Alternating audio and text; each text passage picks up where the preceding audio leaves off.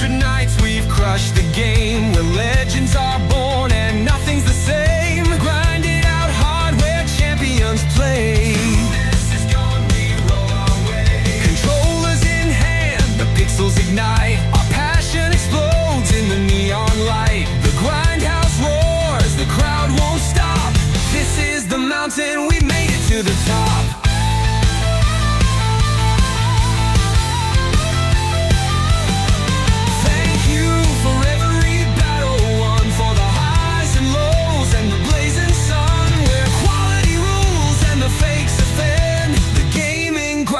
Where legends transcend.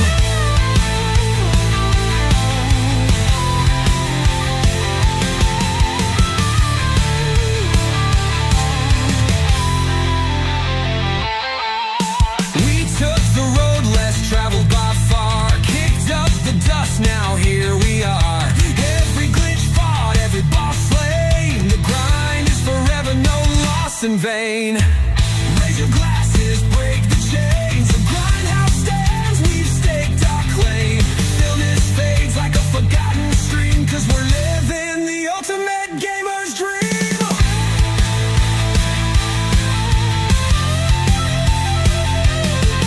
Thank you for every battle won, for the highs and lows and the blazing sun, where quality rules and the fakes offend. The gaming grindhouse where legends transcend.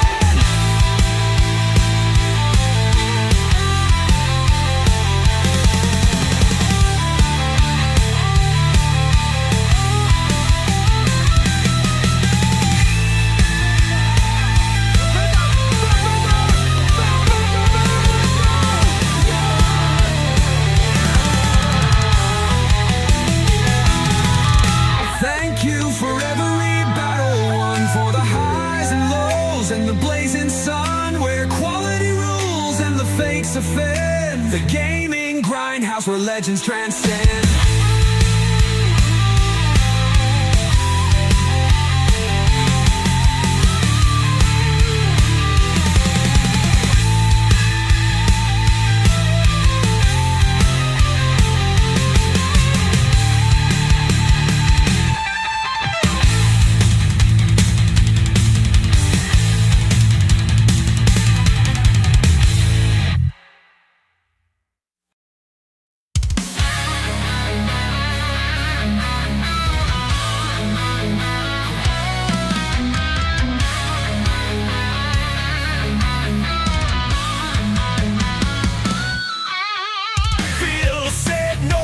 No fight, no shame.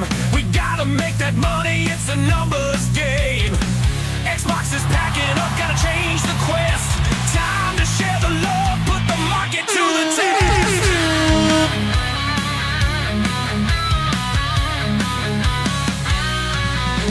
Controllers are shaking in every boss's hands, making deals with rivals, got bigger plans. They say nobody's buying, so let's spread out. Get ready to hear us shout. No red line, it's a brand new day. Xbox invading in a different way. We need that green, gonna make amends. Bringing games for you, our newfound friends. Money's running low, can't stay in one shell. We'll mix it up and ring the sales bell. Consoles join, it's not a crime, just a new strategy in the fashion of time. Jumping boundaries, ain't no hard divide. In the game of survival, we'll play each side. Different but same blood in these veins. Gotta feed the hunger, gotta break the chains.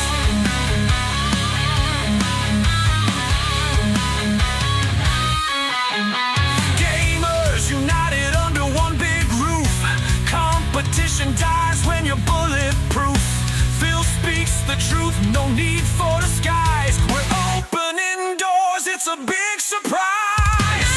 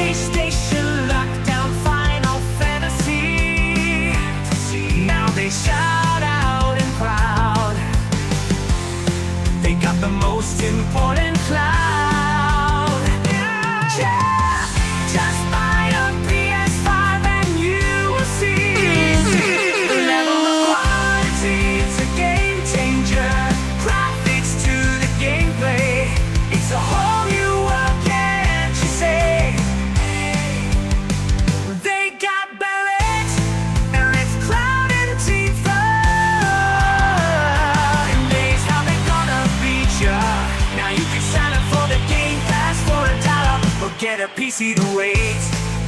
Enough for me. Just buy a PS5 and be their date.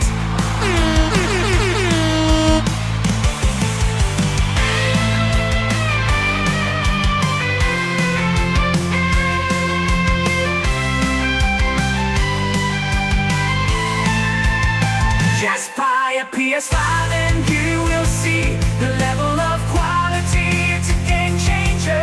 From the graphics to the gameplay, it's a whole new world, can't you say? I'm tired of the same old game, playing on repeat. Gotta break free, gotta find something sweet. Then I heard about a brand new thing, a gleam, a dream, PS5.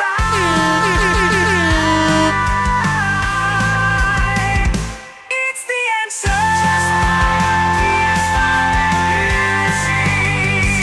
The level of quality, it's a game changer. Graphics to the gameplay, it's a whole new world, can't you say?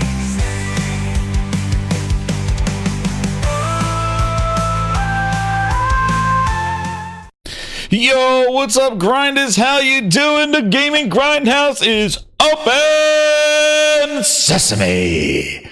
That's right. What's up, grinders? It is Monday Gaming Grindhouse night. The only house that the fires are burning all the time, but the door's open on Monday nights. How you all doing out there? We got a list of lists, and we have a couple of guests that come swinging by to the Gaming Grindhouse. Doors are open, so we may have some guests coming by as well to walk through these topics. Man, it is a lot. It is a lot, but you know, here we get through them. We get through them with the fun, the entertainment. You got the exclusive Gaming Grindhouse music. Voyager 88, welcome to the VIPs. Let's add them to the list.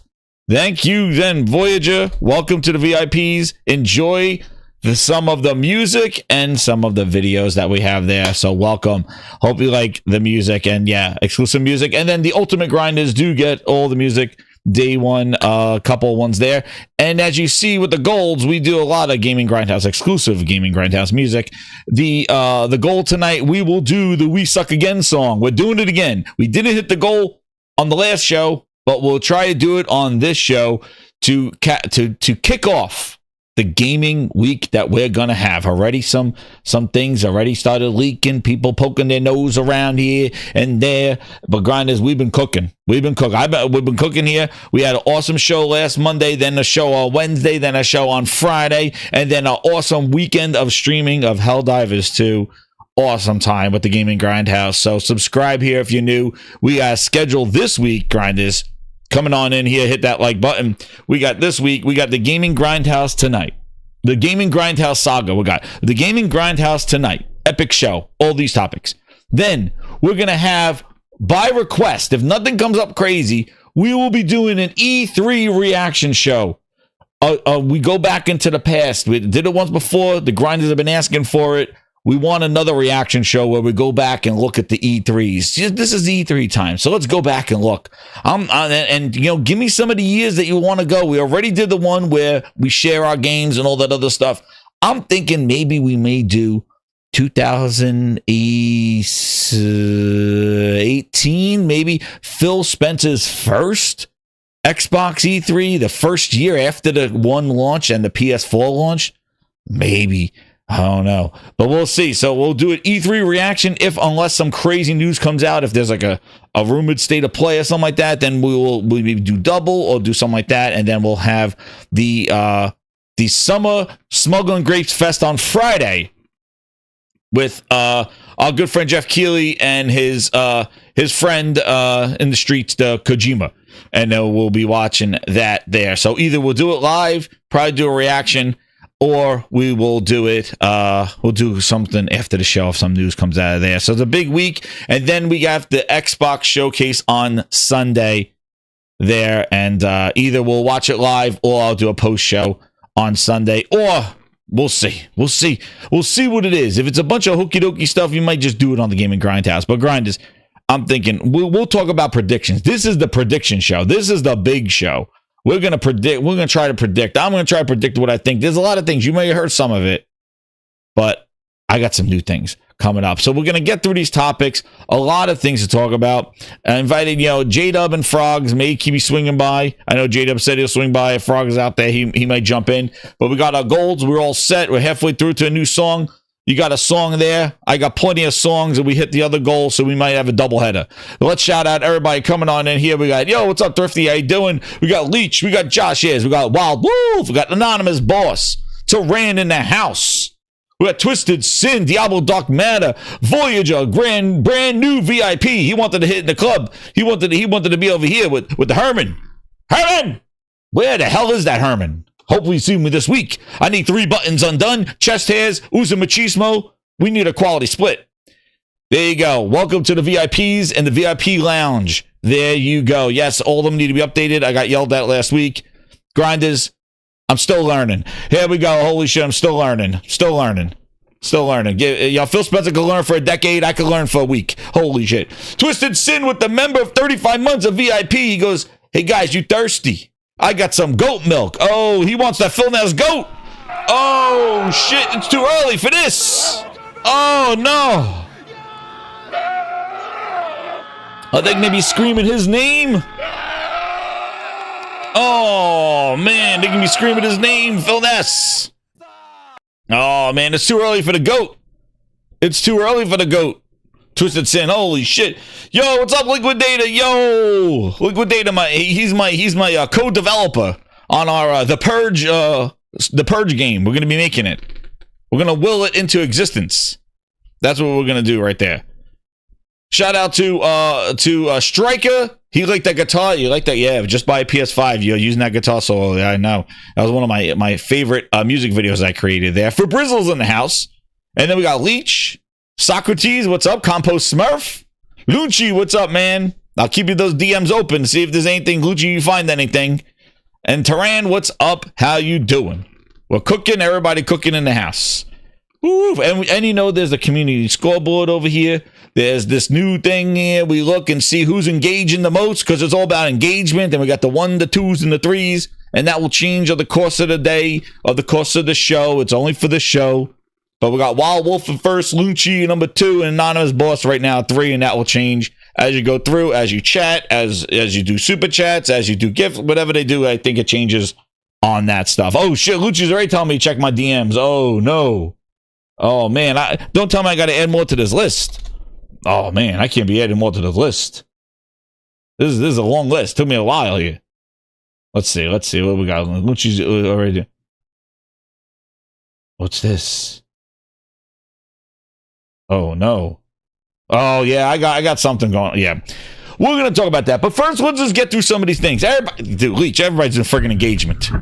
Know what engagement I see? I just see people talking. That's what I want to do. I engage with you. See, that's the difference. The difference is I just don't want engagement, eat up engagement and report numbers.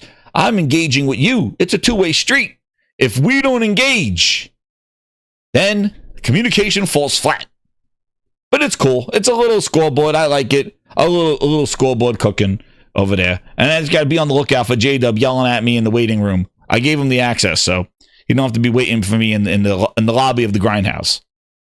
So let's get into some of this. Let's get into these topics because we're going to be cooking. I got some things I got to talk about. That's why don't worry. I got plenty to say, as you know. I got plenty to say. Let me get my beats. I need my beat going on in here. Oh man, where's my beats? Here, my beats. I need some beats. So, grinders. I woke up this morning. I don't know if you woke up this morning and saw the same news, but I woke up this morning and I saw a brand new logo from a victim of Xbox. Man, oh man. The company that was supposed to save gaming, Tango Gameworks. After Hi-Fi Rush, Phil says we're going to be putting it on PlayStation and on Switch. Never happened to Switch. And Phil said, shut him down. Shut down his only studio in Japan and said, toodaloo, no sequel for you. He even used here you go. Here I go. Shinsuke Nakamura. Shinsuke. I always say the name wrong. Everybody yells at me. He used him as a ploy for a Tokyo Game Show, where he used this quote. Xbox no, Phil that. If you remember, he used him to pretend they cared about Japan. If you remember, he interviewed him. The guy didn't know what to say. They gave him cue cards. Phil pretended he knew Japanese. And then a year later, Phil shut him down. The guy left. There we go. Shinji Mikami. There we go. I was thinking Shinsuke Nakamura. WWE's pissing me off for firing everybody. So that's been on my mind as well. Shinji, thank you. But if you remember, Phil did his wonderful interview. He pretended he cared about Japan, shut him down after a successful stealth launch of Hi-Fi Rush. Then, Tango Gameworks was in the dumps. And then they were shutting them down. And then another group came over. Let me make sure I get their name right. But the new home of Tango Gameworks. They are called Ketchup. No, not they're called. It's not called Ketchup. What are they called? They're called. What are they called? They're called the Ketchup. It was. Who are they? Wow! Look at this. I didn't even click on this. Holy crap! There they are. It reopens. There it is. Not by Ketchup. He said he was done.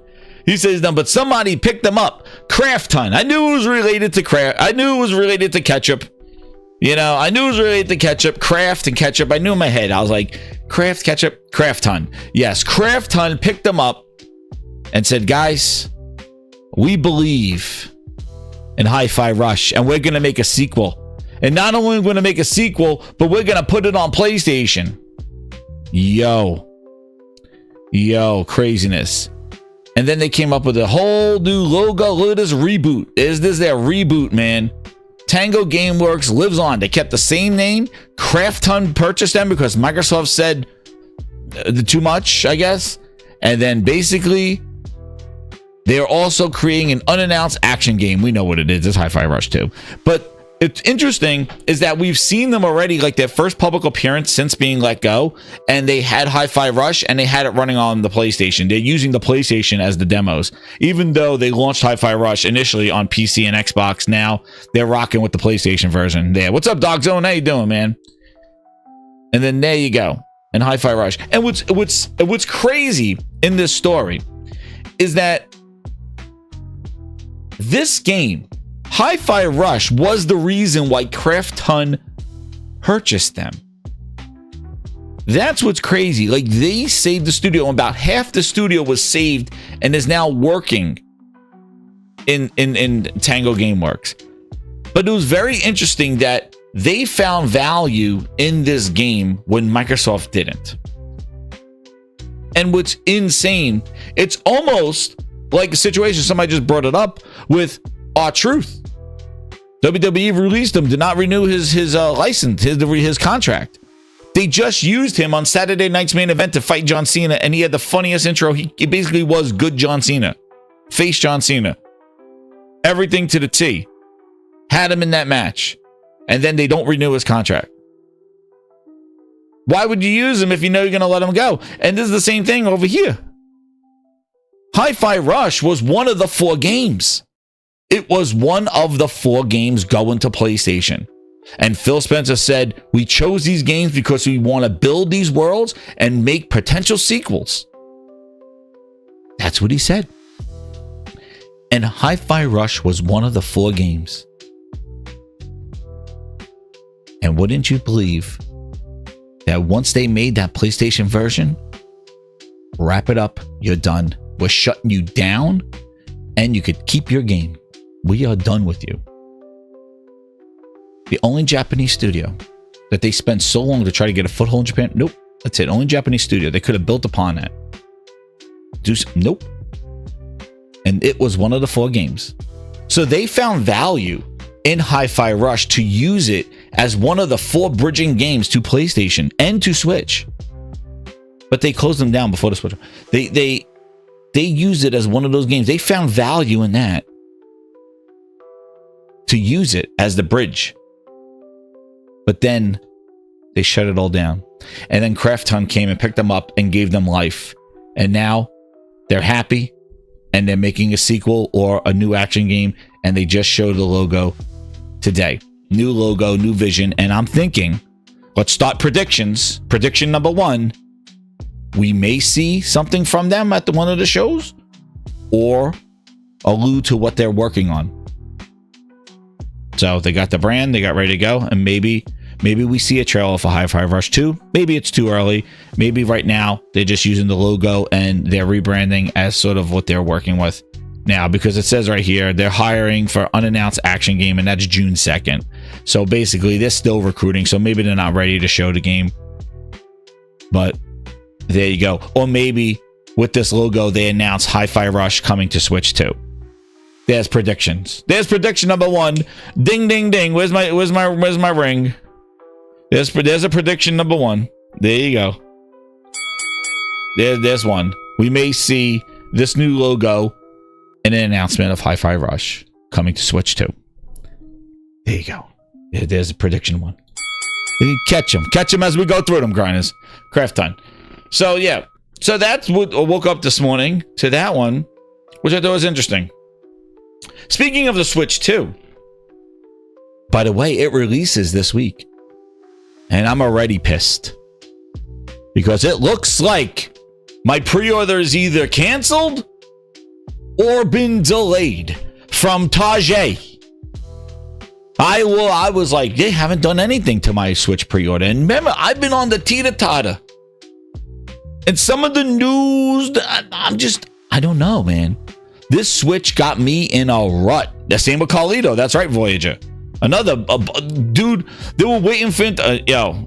I don't know what's going on WWE, but I looked at my order, and now it says either it says processing, and then it says anticipated in 2 weeks, a week ago. It says like June 12th or something like that.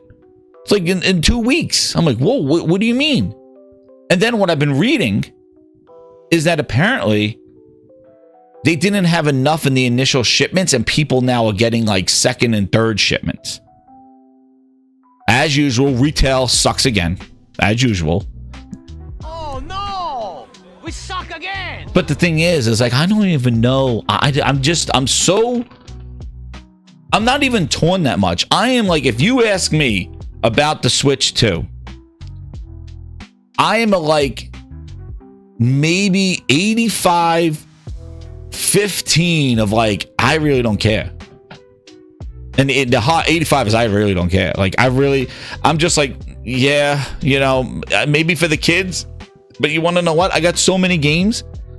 I got so many Mario Karts. My daughter plays like that. I just like, it's not like they're without Mario Kart. They could play. I got all the Mario Karts, and I got the other one. And really, that's it. Like, I am not playing this on, like, I'm not picking up the, and also I got my handheld PCs. I got the portal. I got too much stuff. And I'm just not really feeling it. And I just don't think Mario World is enough. And then seeing Target now screw me with this thing. Like, I don't know. And maybe, and you know, there's Pokemon comes out later. The Donkey Kong game comes out next month. I'm just not feeling it, man. Just not feeling it. And I don't think they put enough kind of features. And the stuff now, there's all this weird things, like real, like kind of weird stuff going on with the Switch. Like this thing.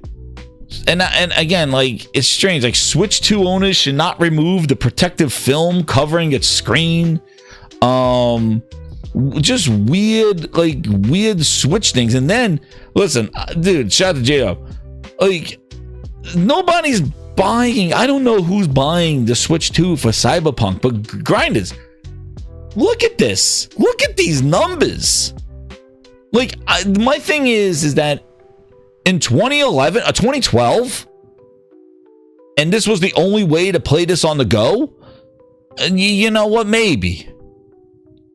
But now when we got Steam Decks and gaming PCs, and we got the H37 processors and the Zen 1s, and ROGs and all this handheld stuff and the capabilities. There's so many better ways to play Cyberpunk on the go.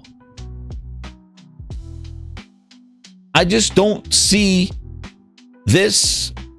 It's just like a nice thing. Like, I don't think anybody's buying a Switch for this. Handheld, it's 720p, 40 frames.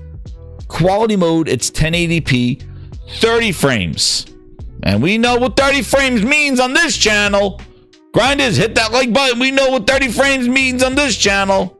Right? What does 30 frames mean? Juicy. I don't know if they're even juicy. Juicy 30 frames. I don't know if they're juicy. 30. Juicy. 30.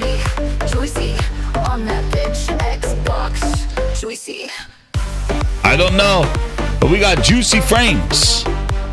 They might even be ray trace juicy frames. Juicy. That's right, Zetmondo. That's right, Twisted.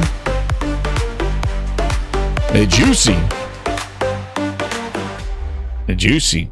And then in docked mode, the docked mode performance is 1080p 40.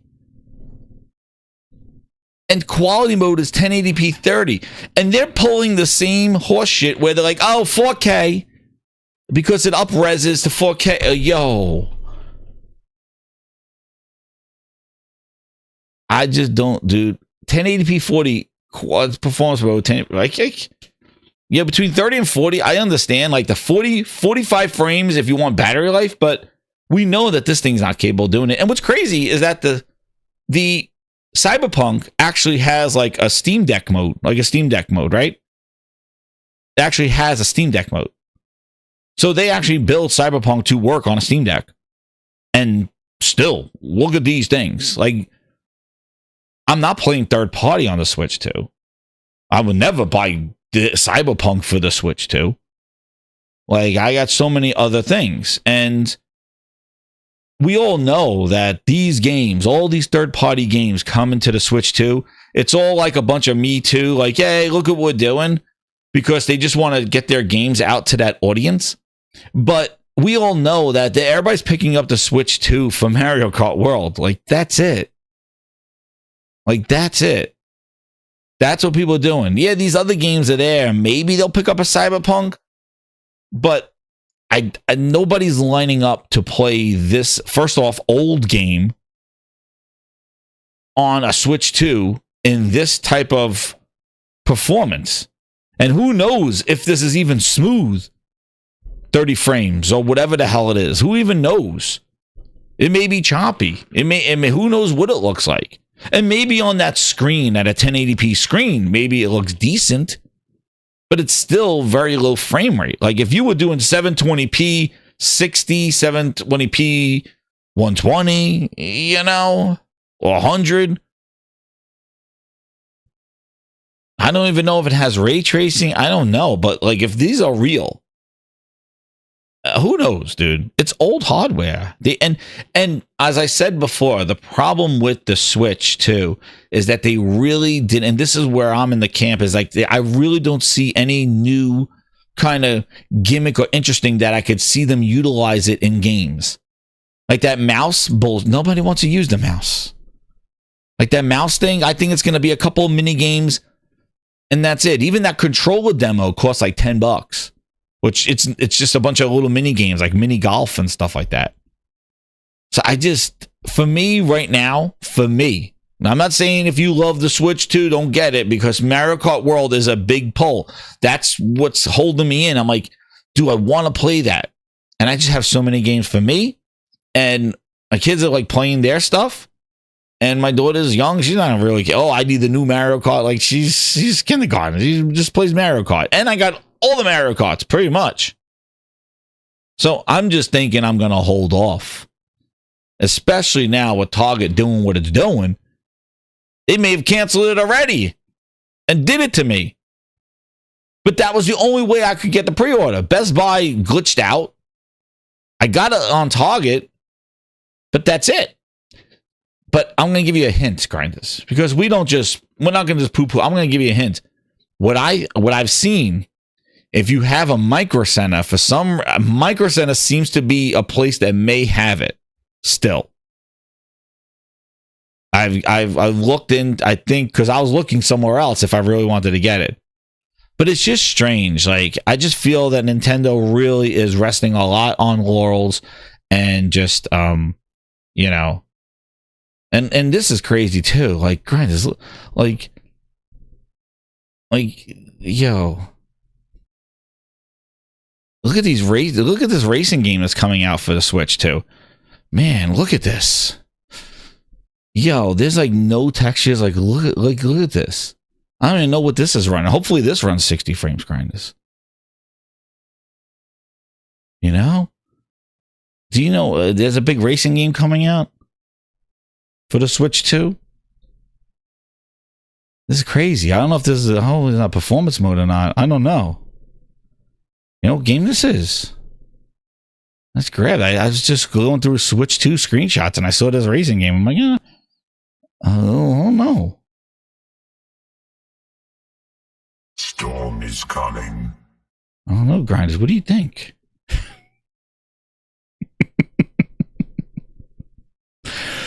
Grinders, let me tell you this. This is Forza Motorsport on an Xbox, on PC, at maximum ultra. Not even on Xbox. This is Forza Motorsport. This is Forza Motorsport running at ultra super duper frames. Looks like crap, Mr. Tennis. Yep. This is this guy. Hold on, let me show you this. I was in shock because I was like, this is a Switch screenshot. This guy, Automotive VP. He goes, I don't know how many times I gotta say this, but the number of Forza fans attacking me in my comments for saying GT7 only looks good in photo mode. Just show gameplay comparisons. All right then, here you go. A 4090 max settings video evidence in the comments. Dude went here. He goes, ultra settings. I maxed out everything in Forza Motorsport. What do I do now?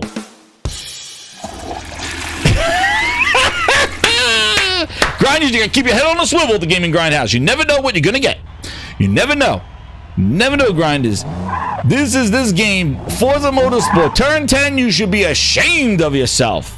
7 years to make garbage. That's right. What are we doing here? Grinders. He don't know what to do, he said. He says, what do I do now? Automotive VP. Look at this. This is Gran Turismo on PlayStation versus Forza on PC, 4090 max settings. This is atrocious. This game, that's why you haven't heard about Forza Motorsport, grinders. That's why you haven't heard about it. Forza Motorsports, the first time they took 6 to 7 years to make this game. Game has been out for over a year. Updates galore. And ask whatever they've been doing. And this is what the game looks like. Look at the wall. Look at this wall here, this red wall. And look at it on, look at this. They don't even, like, what is this? They don't even, look at this. This looks like a Switch racing game. A 4090. Look at the reflections. Look at this. This is atrocious. It's not even the Series X version of Forza. This is it. And they are attacking him, saying that he's making it look bad. They're saying that Gran Turismo only looks good in photo mode. Dude is racing right there. That's not photo mode. But it looks like a last gen game and a new gen game. Yeah, this game is not being ported, Jeremy. No way. This game is not being ported. But Grant, isn't it crazy? 6 years to make Forza Motorsport. That's why nobody's talking about Forza Motorsport. You know, and when I saw this picture, the reason why I wanted to include it is because one thing I wanted to say, what the hell's this? Epson, see what I mean? PC my ass. Look at this shit. The hell out of here, Epson. Disagree. God, my printer wants to update. No, it's funny, grinders. Hit that like button. This is the only, I'm the only person in this YouTube that will give you a okie dokie like that. There you go. You never know. You never know how these topics and these things flow into each other. It's all dynamic. It's all on the fly. It's all the Gaming Grindhouse. Hit that like button. So anyway, I was like, you know what's interesting? Look at not even the car. Look at the wall and the racetrack on the right-hand side, the building. Dude, look at this building and look at this building. It looks like Roblox. And look at this building. Yo. And that's a 4090 max out settings. And they got the video. But know what's interesting is ever since Forza Motorsport came out, that whole Gran Turismo versus Forza, yo. I know. Crickets. Nobody even brings up Forza Motorsport. And the game is on PC, where they could kind of finesse and give you PC screenshots at 4090s. And you want to know what? Everybody's quiet. And know what else? I was playing Gran Turismo today with the ray tracing on at the PS5 Pro.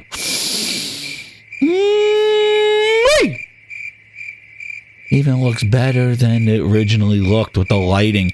Dude, the map went to dark. The map went to nighttime, and the lighting of the headlights, of the racetrack looks incredible. Gran Turismo, clean, so clean. Forza is still garbage, and it's crazy because Forza was doing well. Forza 5, looking good. They brought out cars every time this time of year.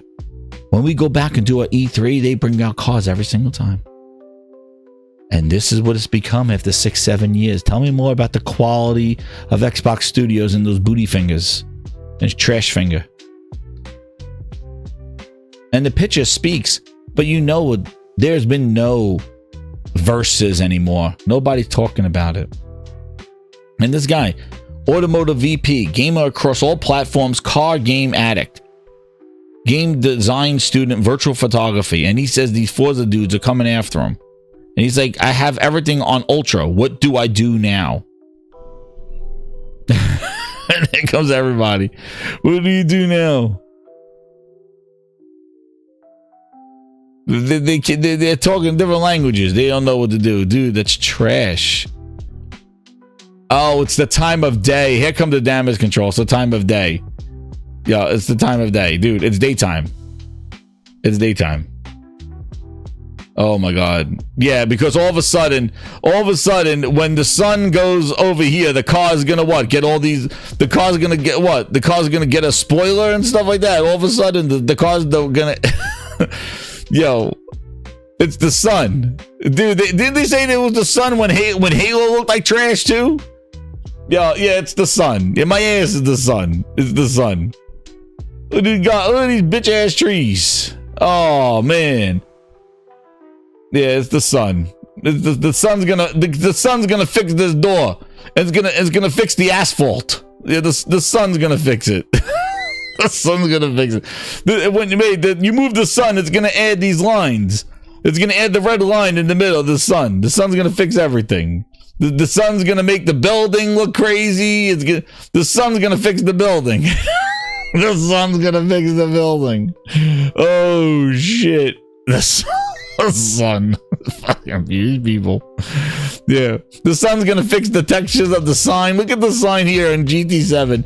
And look at the sign here. Yeah, the sun's gonna fix it. The sun's gonna fix the sign. The sun's gonna fix the details of the car too. Yeah, the sun's gonna fix this. Guys, all we need is just a little sun. We just need a little sun. The sun, the sun's gonna hit the tire tracks. A little bit of lighting here, dude. They said the same shit, dude. They said the same shit with Halo. Oh, it's because it's the time of day and the lighting. That's why Halo looks so flat. No, man, it's because I'll tell you the answer. It's just so easy. It's right here. Oh no, we suck again. That's the answer right there. There it is. But anyway, grinders. The sun. Yeah, the sun's gonna fix it all. The sun's gonna put all the textures in. The guy's running it in ultra settings, everything. He has mirror quality. He has car ray tracing quality maxed out, dude. He has ray tracing. Look at this. Yo, I gotta go back to this because this is wild here. Yeah. Look, he has every single ray tracing. He goes RTAO, RTGI, RT trigger, RT everything. He got RTAO quality. Freaking, he got RTO high, shadows and ultra, cube mats, ultra. The car quality is ultra. You can't go any higher. But the sun, move the sun, we'll fix it. You move the sun a little bit and it'll look like this. It's the sun. Dude, this guy, the time of day. This clown. It's the sun. Holy shit, yo. Hey, man. People telling you it's the sun. Guess you know what they are, grinders. You know what they are. Where's my shit? There it is. Yo, it's the sun. Yeah, it's the sun.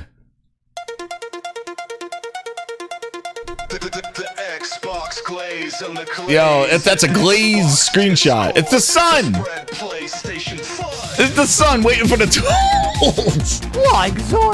It's the sun. Holy shit. No, they never fail to be glazed, man. It's the time of day. Yo, it's the time of day. Holy shit. Dude, these people. They got double glaze in their eyes and their face. They don't know what's going on. Holy shit. Let's get these. Yo, Ron M been cooking while I've been looking at these horrible screenshots. Ron M's been cooking with 10 VIPs in the house. Yo, shout out to Ron M with the 10 VIPs. Where's my VIPs? There they are. Holy crap. Thank you. Thank you so much, Ron M. Appreciate it, man. Yo, craziness in the house, man. I was looking at these trash ass screenshots, and then the Ron M been glazed. He been cooking. Oh man, thank you, Ron M. Shout out to you, man. You got him. We got to add him to the list. Where's my list? I'm a one man. I'm still learning. Oh that's not the one. I'm still learning. Here we go. Welcome, VIPs.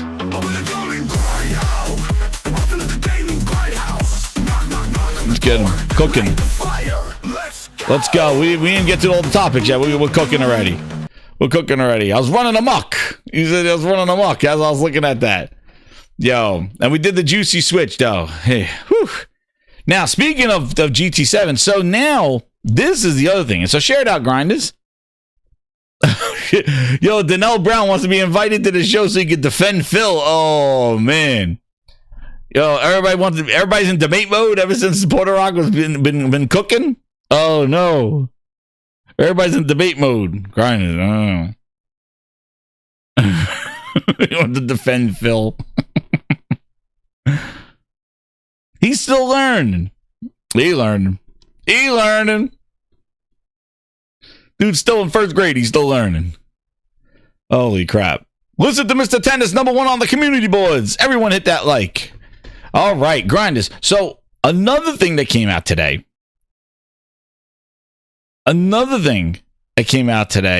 Is that there's this supposedly rumor and leak. All right, Shinobi came out, the Shinobs, and he says, and I'm just putting it out there. He's only human. There you go. That's all you can say about him. I'm just putting it out there, grinders. But there's a supposed rumor. Don't take it as things. TCMF Games also posted it as well, but he's got it from Shinobi. Shinobi 612 teased that the next State of Play announcement will be tomorrow. And apparently, potential reveals and updates there that you might get Saro's first gameplay and the initial Resident Evil 9 reveal. Because there's heavily rumored this week that Resident Evil 9 will be shown sometime this week, and a lot of people were leaning towards the Keighley event, the Summer Games Fest on Friday.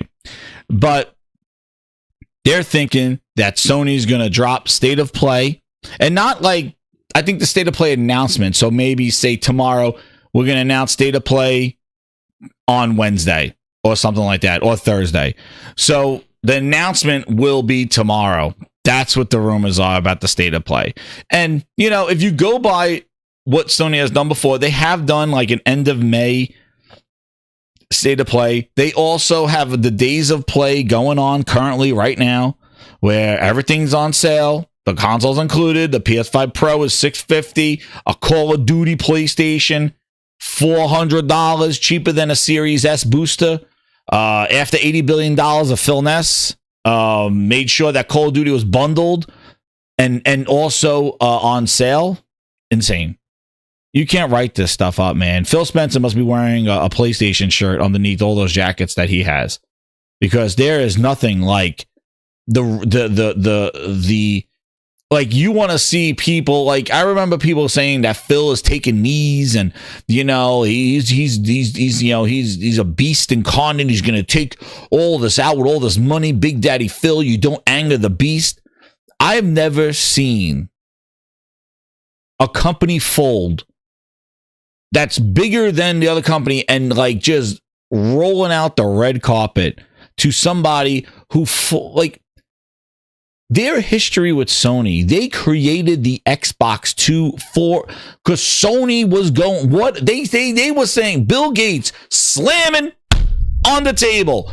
You embarrass me, Xbox. You embarrass me. I'm never going to give you this Xbox. And then some douche in the corner was, what about Sony?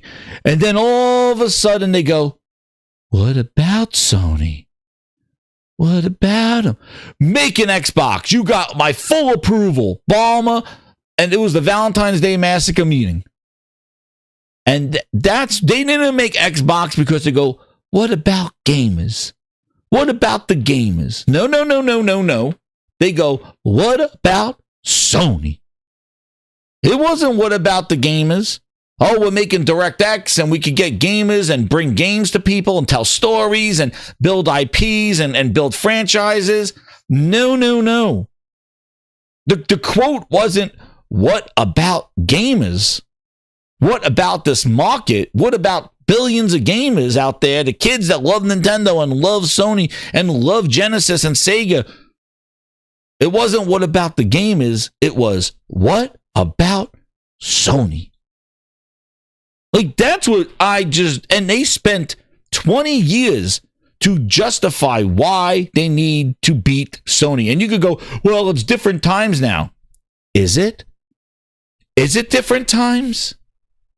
Because everybody's competing. Everybody's still cooking. Nintendo's still pumping out the Marios. Sony's still getting exclusives and making their own games, and the Uncharted's and the God of Wars, and exclusive features to their console, the new controllers, VR, Portal. Everybody seems to be doing what they're doing. The only thing that changed was that Xbox sucked and couldn't sell a goddamn game, and their games sucked ass. And there was a bunch of I'm sorries. And hey, how about I just sign your autograph right here? I'm Phil Spencer. Trust me, dude. Okay, thanks, Phil. It didn't make Forza better. It didn't make Crackdown 3 better. They just gave up. They suck. Because they took their eye off of the important thing. That what they used is, what about Sony? But then they used that to motivate them. And when they were at their best, it's because they were challenging, putting pressure on Sony and getting the games that Sony would traditionally get exclusive or timed exclusive, and getting them day and date, putting pressure on Sony. And Sony then had to respond going, dude, we can't bank on this. We got to start making exclusive games. Here's The Last of Us. Here's God of War. We got to start focusing on our franchises. Because Xbox now is trying to break even with us, and the games that we would traditionally just get, they're getting. But what about Sony was the origin of Xbox. And I've never seen a $1 trillion company, a company of that size, just roll the red carpet out after fighting in courts and fighting Sony specifically. We covered it. We covered Sony specifically. Sony wants that 80% blue Pac-Man market share. And what did spending $80 billion do? You just gave them a bundle. And we'll talk about it because that came up in the thing. But the thing is that they got a state they got the days of play going on currently right now. And they got their stuff on sale to the middle of June. And also, they have the Switch 2 that's going to be coming out there. So there's some competition out there. And they got a month of Death Stranding comes out. So I do think it's a proper time if Sony was going to do one, to do one. And I don't think it's going to be a showcase of showcases, but I do think that we may see some, you know, if they do one, maybe a tease of some gameplay of a game from next year. Maybe Jeff Keighley has it. And if you remember, a lot of times Sony may do like a show or a state of play and show a bunch of kind of like some games, like, you know, some like second party deals or some exclusive, like, you know, announce something. And then over the course of the days, like Keighley will have more announcements about a PlayStation game. And then now with Xbox, I'm sure those are going to be PlayStation announcements as well. So you know how Sony rolls. It's like they kind of stay quiet and everybody makes announcements for them too. They don't have to have the show of shows to include everything, because a lot of the things, they're basically the only show in town really that's really still doing the console thing. Because Xbox, I don't know. And I said this on my show, and we'll do them in predictions. Like, they need something to try to still say, hey, there's still consoles there. Because if they just let this cruise and they turn it, we'll talk about it, a multi-platform showcase, it may be the final straw for a lot of people. I think the price increases already. But, you know, what would a state of play include? If they do Saros, I think Resident Evil, already Sony associating Resident Evil 9. Hell, maybe Resident Evil has a VR mode and they answer my complaints. Maybe, because they do incredible VR modes in Resident Evil games. Maybe Resident Evil 9, they show it, this, and then later on it has a VR mode. I don't know. It'll be great to see Saros first gameplay. And I think just those two things there, I think that's a good baseline for what you can do. And then, you know, show what else you're cooking and, you know, some other games, and then have a Death Stranding 2 or something like that. But I really think Keighley's going to cover some Death Stranding 2. But again, this is a rumor, so I'm not going to have predictions of state of plays. We don't even know if it's going to happen tomorrow. Maybe a Final Fantasy 9 remaster they show. I don't know. There's a lot of things they could show. You know, they could show the first gameplay. They could do Resident Evil 9. They could show, you know, some other games that are coming out later this year.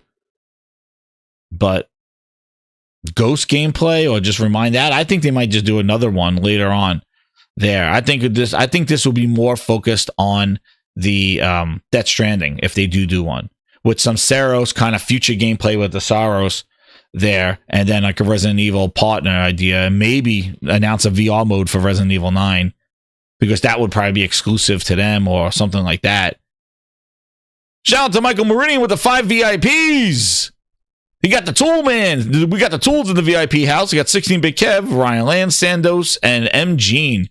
Shout out to them. Thank you, Michael Meridian. 5 VIPs. Let's add them to the list. VIPs.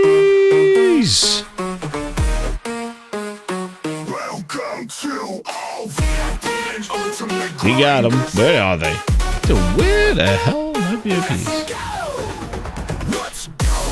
Let's go.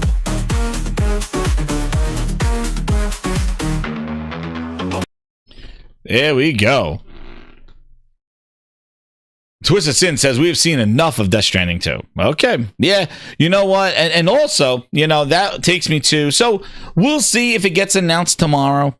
It's not that the show's just going to happen like a cold show tomorrow, but apparently a rumor that there's going to be a state of play announcement tomorrow, whether it's happening Wednesday or Thursday or going to happen next week.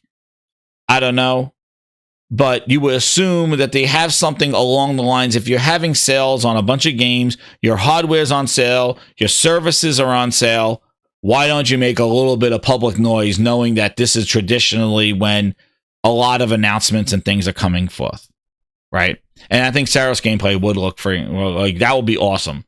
That would be great. And then, you know, Ghost of Yotai, Death Stranding, you know, those are 3 cookers right there. If the Saros gameplay looks really good. And if it's based off Returnal update that they did with the Pro was friggin' awesome. Looks great. It looks so friggin' clear now. I remember people zooming in on a face seeing how blurry it was and stuff like that. It wasn't that bad, but now it's just sharper now with it. So I'll be excited to see what they do, because you know, one thing that I think a lot of people are going to realize is that just like the PS4 generation, a lot of the big guns, the big guns. Now, we had some big guns already. It wasn't like the beginning of the PS4 where it was all indies carrying it, and like No Man's Skies and all this other stuff. But a lot of the big guns, Cory Barlog, Naughty Dog, they're going to be really, you know, cranking these games up, and the Pro is going to be the highlight. And let me tell you something. Like I told you, I hooked up that Pro to the old, like the games. And then if you have a VRR display, you unlock the frame rate, and you got this clear, sharp picture with great frame rate. It is like, and there's no tinkering. There's no like debating between performance and quality. You just put it on Pro mode and you're good. Or Pro quality, which gives you like a uncapped. You do even Wukong. It really is like hooking up a really like a powerful PC, but it's great because it just works. Like you just hit the button and you don't have to tinker. You don't have to go, oh, let me bring the shadows down like you do on like a PC setup. That's I've been doing, you know, doing that, unless you have like a 5080 or something like that, like I have, and just crank it up. But the fact that you plug this Pro in and it gives you that sharpness and the frame rates, whatever hell they're doing, PSR, PISR, whatever the hell they're doing, it's impressive. And on the OLED, it looks absolutely incredible. But I could tell you also, playing it on my big projector shows the whole thing, because I have a 4K projector. And the thing is like when you're blowing up a image to that size, the sharpness pops, because it's my whole friggin' wall. So when like you have like a up-resed image, there is a little bit of blurriness that you'll see, because the person standing there is like 6 feet tall, like, you know, 4 or 5 feet tall, the character, because I'm playing on a huge wall. So when you put the Pro on, it just makes it super sharp. And I don't know what the hell they're doing. And then the audio that they got there with the spatial audio, and then they added the emphasis so you can make the bass and then the controller on top of that. The immersions is the best you're gonna get currently right now. That controller is something else. And you know, a fad that people said nobody was going to use it. Dude, Microsoft's the one now bending the knee using it for all their games. Can't wait for Gears to see that stuff. We'll talk about it. Wolverine, maybe. You know, I think too, like, you know, but it sounds like next year is going to be the superhero year with a lot of stuff, especially in Spider-Man. And what's crazy is I've been even doing Spider-Man again, and that game, you know, I've been doing New Game Plus again after I beat it regularly. Now I'm doing New Game Plus again, and I finished the Flame missions, which it was awesome, the reveal at the end of that thing. So I'm like, you know, they got more cooking with Spider-Man. And I'm really questioning why there hasn't been any DLC announcement. That could be something else that they could throw out there. Where is a Venom DLC or something? I can't believe they let Spider-Man 2 go without a DLC. They had DLC for God of War. They had DLC for Horizon. How do you not have DLC lined up? And I don't know if that Insomniac hack messed up everything, but man, my prediction last year, and never came true, was they launched a Venom DLC with the Pro. A all blacked out Pro with Venom, with the Venom game. Oh, that's what I thought was going to happen. That's me wishful thinking. But man, maybe it did. I don't know. But there's a lot of teases as things that they can go to. And you know what? I think it's time, man. I think it's time. I think we need that Spider-Man DLC or like the Miles Morales type mini, you know, small game of a Venom or something like that coming. So that's my hopes there, and I don't know if it's going to be at no State of Play or later on, but I do think maybe some, you know, I don't know, but I think having a gameplay of that would be good. Yeah. So we'll see if it happens tomorrow. Again, it's all rumored and it's all hopes and all that other stuff. Is it going to happen? Who knows? You know, but that came about today in that, stuff. The other thing, quickly about the Death Stranding, speaking about Sony and Death Stranding, the Death Stranding people, apparently the copies are out now. People have the game and they are planning to review it now for almost a full month, with the reviews launch being released at 8 a.m. on June 23rd. So they are giving people plenty of time to play Death Stranding. Whatever your name is, get ready for the big surprise. Welcome, Mustafa, to the Gaming Grindhouse. Oh, we got Mustafa in the Grindhouse. Go. Yo, dude, I don't think this creepy or anything. He just subscribed, but dude, we got a, oh man, I thought he had my song. Where's my song? That's like my old intro song. Because it was from Mustafa. oh, Macabre, never mind. Remember this song?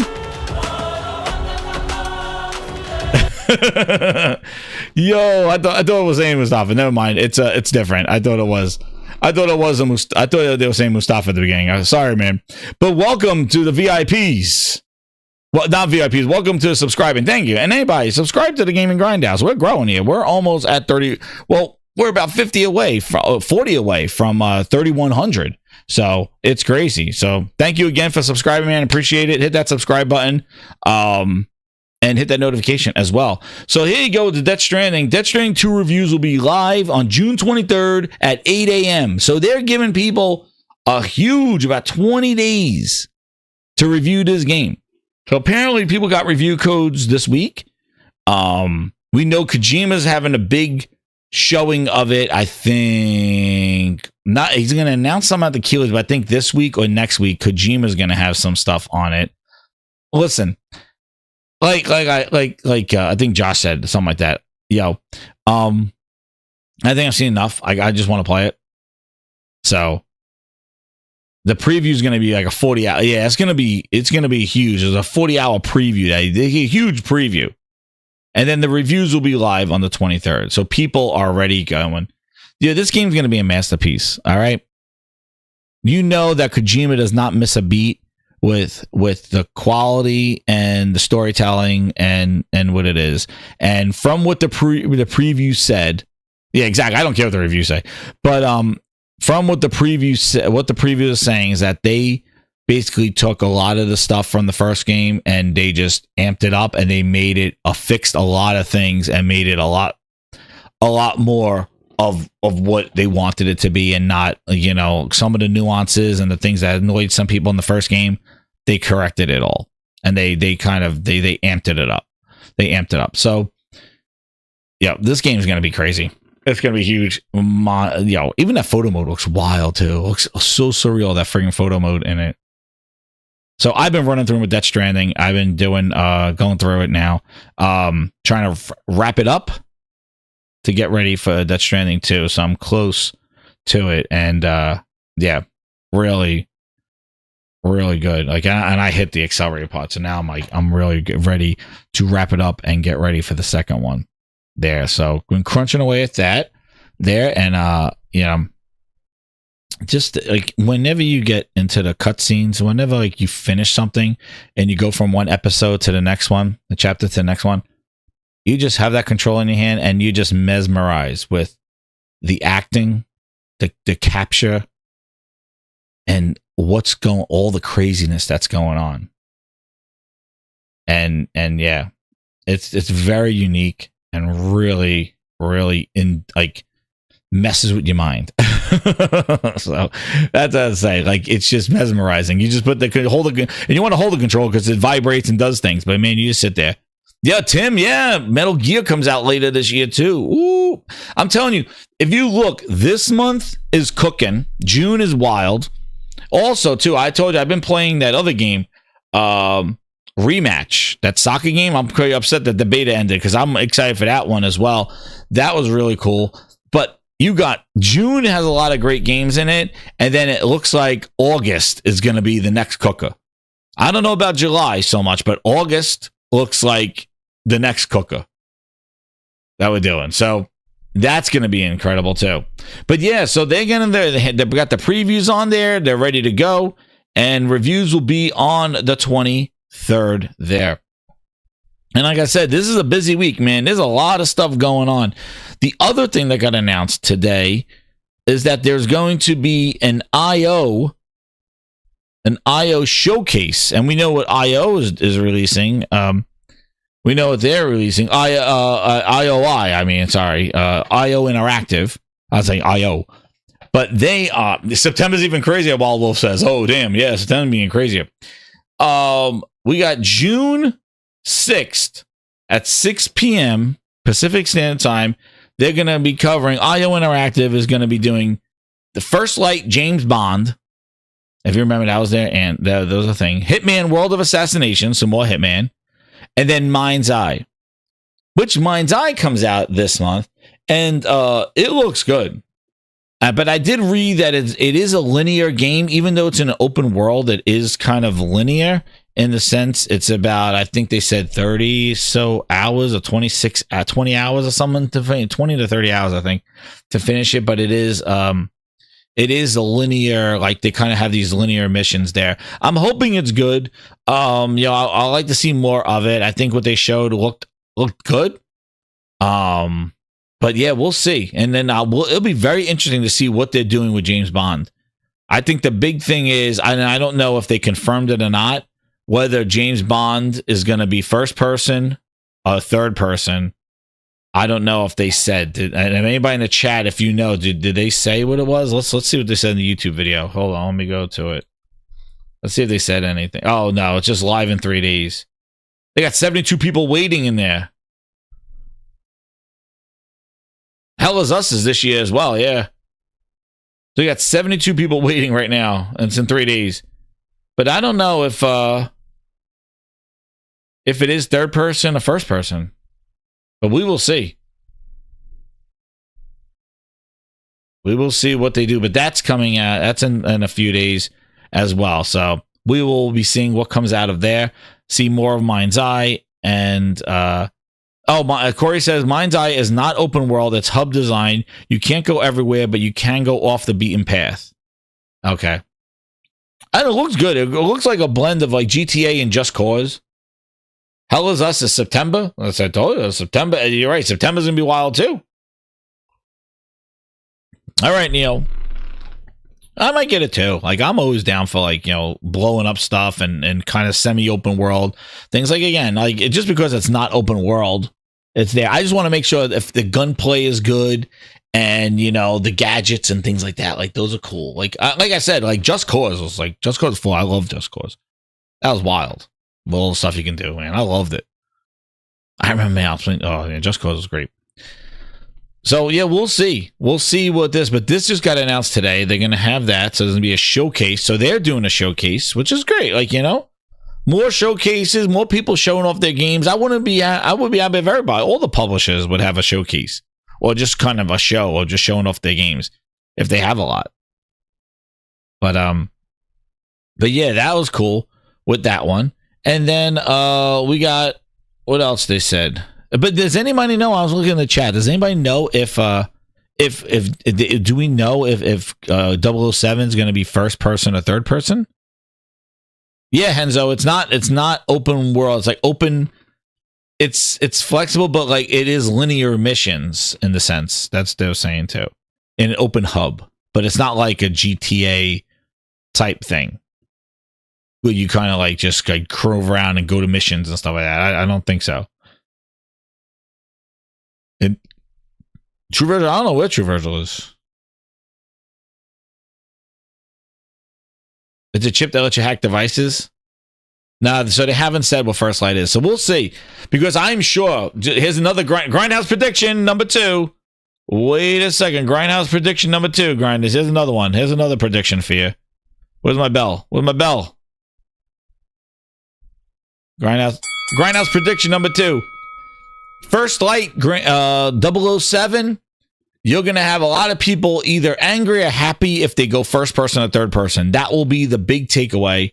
And whether Mind's Eye is cooking, that will be the big takeaway from that would be if if Mind's Eye it looks good and people are ready for it. But I do think the big point of contention would be what 007 is, because I think a lot of people maybe want a third person 007, and a lot of people may want a first person 007. If I was the devs, I would make it both. But we will see. Is it a first person shooter or is it third person? I think leaning more towards the third person, because I remember EA took it and did the third person cover mechanics and things like that. And then first person brings back the GoldenEye crew. So yeah, it's going to be. Oh, it's a. Josh says Gamitsu says it's third person, but can't find anything else. All right. I would think third person. Like, you know, I would think third person. So we will see there. Then, just when you thought it was over, well, we covered it so many times, and we mentioned it earlier when I get on my thing about the, who's this? Oh my God. What is this thing? Oh. What is this game?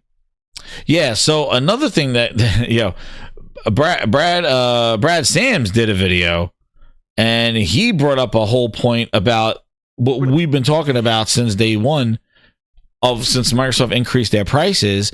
And, he points out the obvious and kind of throws it at them. So listen to this. And then Sony came out with a dagger. So, as you may remember, Xbox raised their prices. And then Sony comes out and says, hey, look, we're going to slash prices on the PS5 consoles. Now, my comments are probably going to blow up just like Twitter did, saying like, Sony does this every year. They run this sale always in the first week of June or right around the first week of June. Brad, you are so wrong. And that blah, blah, blah, this is not a throw at Xbox. Here's the thing, guys. Here's the thing. Microsoft is a $1 trillion company. They have infinite level of resources. Microsoft should have known that Sony, hey guys, we're going to raise the prices of Xbox. Does Sony do any sales? I don't know, every time of the year consistently and historically? Somebody should have said, yeah, they do it during the first week of June. And then somebody should have said, okay, how about we hold our price increases until July so that when Sony announces these price cuts temporarily, because they're usually only a week or two, we don't look like we have an egg on our face. And nobody did. Nobody did.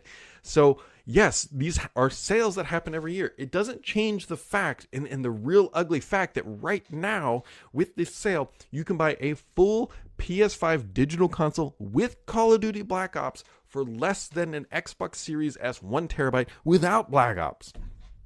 So this is just a self-inflicted wound that Microsoft could have very easily avoided. Yes, they probably were going to raise prices anyways, but if you know that your competitor always has a sale right around the first week of June. Well, there's the point. Competitor. All right. And you know that it always drives a lot of, headlines because of it. Maybe just wait.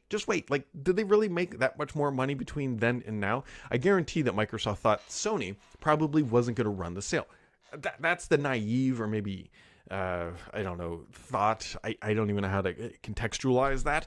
Thinking that Sony wasn't going to run the sale. But Sony did. Actually, there were reports that Sony stockpiled a bunch of consoles right before the potential tariffs landing so that they could potentially do this. And so, all the things were there lined up saying Sony's going to do this. But I think Microsoft thought, hey, they raised their prices overseas. They're not going to do a sale here in the US, but guarantee this is going to drive a lot of PlayStation sales because of all the narratives of prices of consoles going up. Yeah. Listen, exactly what all you're saying. This, they knew. They knew. They knew. Hell, they had a Call of Duty, but Call of Duty's not releasing now. Call of Duty released last year in November. And Sony didn't, there was no Call of Duty bundle. This Call of Duty bundle showed up with the days of play.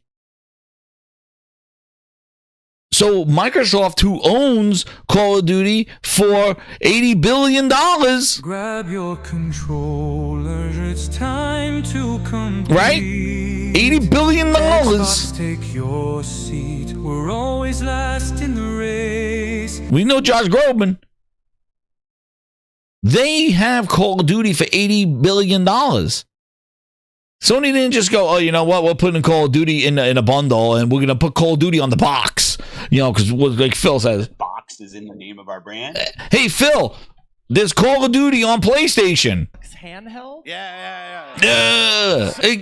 I'm putting branded your IP on a PlayStation box and giving away the game, Phil. Handheld? Yeah. Tell me they didn't. This bundle just showed up now. This bundle wasn't from November. Sony don't have the marketing deal anymore, remember? So Microsoft was very, very aware of this. They knew exactly what they were doing. And I just did the show with Xbox console on thin ice. You can't find an Xbox Series X. It's not sold out. It is not existent. Like there's something new coming or something that's not coming. On Target and Best Buy, it's only a refurb. So you made your Xbox not even available the week of all this news, even with the price increase. And that price was increased overnight. It was like today, May 1st, today is when we're increasing it. The people at GameStop, the girl said she walked in. She's like, what? Everything went up $100. What? Yeah, that GameStop stopped taking trades in that day. That's how much advance notice they gave to retailers. They jacked up the price of their inventory. Overnight, that day. There was no like, hey guys, due to marketing terms and tariffs and all the, remember, no tariffs. Tariffs in a week, we're going to increase prices. No, it was that day. And this Call of Duty bundle showed up the day of Days of Play. It was on the list. It was on the list for Days of Play, PlayStation Call of Duty bundle. We were covering it. I was covering it here. I was like, wait a second. That's new. It's on their Days of Play deal. We saw $650 for Pro, and we like a PlayStation 4 Call of Duty bundle. Where's that? That wasn't at launch. They knew damn well. Something is going down. And they are making sure that the Xbox is eradicated. The console is eradicated. Or maybe the only standing beacon is the Series X, is the Series S. That's it. A 1 terabyte Series S that's it. You know, we're out of the high market. Because if you think about it, grinders, they want people to move to PC, right? Well, why would you have a powerful console that may be an alternative to going to PC? That would contradict where they want you to go. Remember, it's all about choice. Black Ops 6 Day 1 Game Pass. Black Ops 6 Day. It's about choice. Some people said I wouldn't do that. Yeah, most people in this room have probably been used to spending $60-$70 on it every year. Now, if they're already subscribing to Game Pass, And good to go. But it's a choice. Yeah. They're making the choice for you. Why would you have a high-end console, even though it really is not very optimized? It always is running the S version or whatever. It's trash. Phil Spencer takes out the trees and the grass. But why would you have a console that may compete with somebody possibly going to PC if that's where they want you to go? So they go, hey, Booster will get you in the door. Series S, Booster will get you in. But if you want something more powerful, well, we have Xbox PC for you. And they kind of wean people off. And if they want the power, they want the frames, they want the stuff, here's Xbox PC for you. A Series X is it could be a stopgap between somebody who wants more. Well, I'm a console owner, I want more power. Well, Series X is here. No. We want them off the consoles. There you go. Maybe that's why the X is now not there or way overpriced. Because they want people to migrate to Xbox PC. And we might hear more of it during this show. But they knew damn well, Brad Sams, like you're talking about console stuff as if Microsoft still gave a damn. When they increased that price that day, knowing how bad their consoles are selling, like right after their financials, the next day, they're like, our consoles are up at this price without tariffs. Like, even if you go back and listen to the way Sony talked about the tariff stuff, well, we may increase the price due to the tariffs and things like that. They didn't do it that day. They didn't do it right after their financial call, and they alluded to it. There was no alluding to it. Microsoft just like, yo, here's the new prices. Even headsets. The headset, the Elite controller, everything is increased. It's like, whoa. It's not just the consoles. It was, and we're going to make $80 games coming later this year. It's like, whoa. Whoa, like, you know, Dusty Bin ran out there. Shaggy got in the Mystery Machine. Like zoinks. Dude, they ran out there. They bought PlayStations before the PlayStation even went on sale. That's how paranoid and how crazy the price increases was.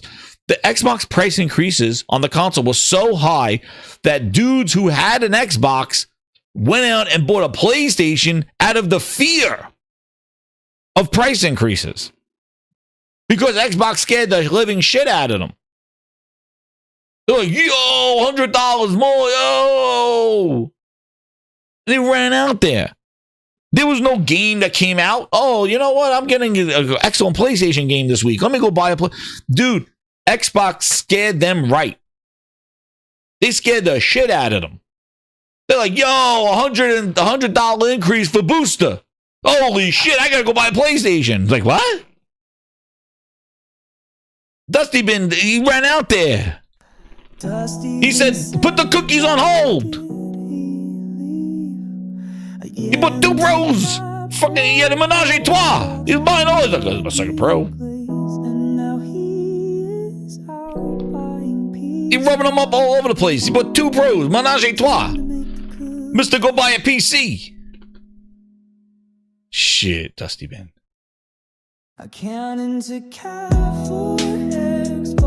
Dude. He freaking ran out there. Xbox is like, the stripper glitter Xbox for 2 terabyte is now $730. Shaggy's like, Like zoinks. Hey, Shaggy, grab a bucket and some Lysol. Scrub off my tires. There's fucking dog shit all over by the entrance. I'm supposed to be picking up scrap. You'll be picking up your teeth in another yo, second. it's craziness. They wanted pros all along. They wanted PS5 pros all along. Sony didn't do shit. There was no new game, nothing. The price increase scared the shit out of them that they ran out and bought PlayStations, and then come to see 3 weeks later, outside Dusty Bin, if you bought it at Best Buy, 2-week price match, they just dropped the price of the Pro $50. They got double duped. They got scared right. It was crazy.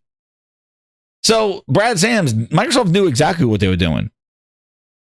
And then on top of that, another thing that Brad missed was not only when Microsoft increased the price, the next week on Cinco de Mayo, they said Gears is coming to PlayStation. Like zoinks. Yo. After they increased the price on May 1st, 4 days later, they're like, and Gears is coming to PlayStation. Xbox fans are like, oh shit. Bass is fucking raw! Shit! Raw! Raw chicken! It's raw. It's fucking raw. They look raw! Raw, Carol! Fucking raw! Raw! Fuck off. And by the way, it's raw. Yo. You tell me they don't know what they're doing? He's sitting there going, they could have just waited a month to increase the price. Yo, they increased the price and announced Gears 1 Ultimate Super Remastered Edition going to PlayStation. Gears of War. The first. Oh, they could have waited a month for the price. Yo, they know. Dude, this is all. Yo, you guys, I'm telling you, man. For somebody who covers Windows, like, Why are we acting dumb? Like, why are we acting like Bamboozled, a digital foundry? They're not ready. I am telling you now. I'm telling you, we didn't even get the predictions yet. Wait. They are not ready for the Xbox showcase. Where the box is in the name. They are not ready for what's going to happen to them, man. They are not ready. There's a reason why there's no Fan Fest this year. There's a reason. And it's like, but they could have waited one more month and then increased the price after. Yo, Brad, you're living in La La Land. Listen, I'm telling you, they are not ready for the show. This show is going, you're going to have to be a goddamn quadruple glaze to come out of the show going, Xbox is... Sir, do we get to They are not ready. This is not even, this is going to be, yo, I'm telling you, they are not ready. If they're going around going, Brad Sam's like, they could have just waited a week, just one more week, one more month, and they could increase the price after they knew Sony was going to have a sale. Dude, Microsoft, we all know Sony does days of play. You tell me Microsoft doesn't know about it. They used to do the show at the same time. Listen, not ready. Wait till my prediction. I'm telling you, wait till my predictions. You tell me how they will react to what I'm about to say. But anyway, they're still going crazy. Listen, go get a PS5. Now's the time. Days of play. Do all the stuff PlayStation. They did people right. When games are being talked about and games are going to be shown, even if they have a state of play, if they don't, you know that they have a presence on Jeff Keighley's show. You know they're going to have some sort of presence. They know that Death Stranding 2 is coming out. Like, put your shit on sale and move the hardware. Get people in the ecosystem. They are doing what everybody said was like, oh, that's the old man with. Dude, the Switch is doing it too. It's if you really want a Mario Kart World, like, you're getting a Switch. Like, believe me, if it wasn't for Mario Kart World, it's an easy no thank you. But there's that little bit that's like, yo, but Mario Kart World, new game, FOMO. Yo, they are doing it. And they are successful. And they are the highest selling hot consoles right now. There's a reason why Xbox is doing what it's doing. It's because they failed. They failed in the quality of games. They made bad bets. They spent tons of money on publishers that were just like hanging around, not at their highest. They didn't buy Bethesda in their heyday. Dude, they bought Bethesda when they were looking for a buck. The price sucks ass. Oh, we'll buy you. They were looking to get extra money because Sony was giving them money for those games. And then all of a sudden, what's so hilarious is that the highest rated game, like, even though I wasn't a fan of it, but Deathloop was like a Sony exclusive for over a year. Like, oh man, like Sony could get the best out of Bethesda without even spending $7 billion on them. And Microsoft gets them and everything is, we're sorry. Here's Redfall. It's like, oh shit. Grinders, I'm going to give you a little bonus. We got about over 200 people here. Let me give you a little bonus, you know, just to kind of show you the downslope here. I gotta. There was something that brought me to check out something, Grinders, and I could not believe how bad this was. My God. Grinders, here's a little bonus clip. I'm going to give you a little bonus clip here because I love the Grinders. This thing gives True Virgil nightmares.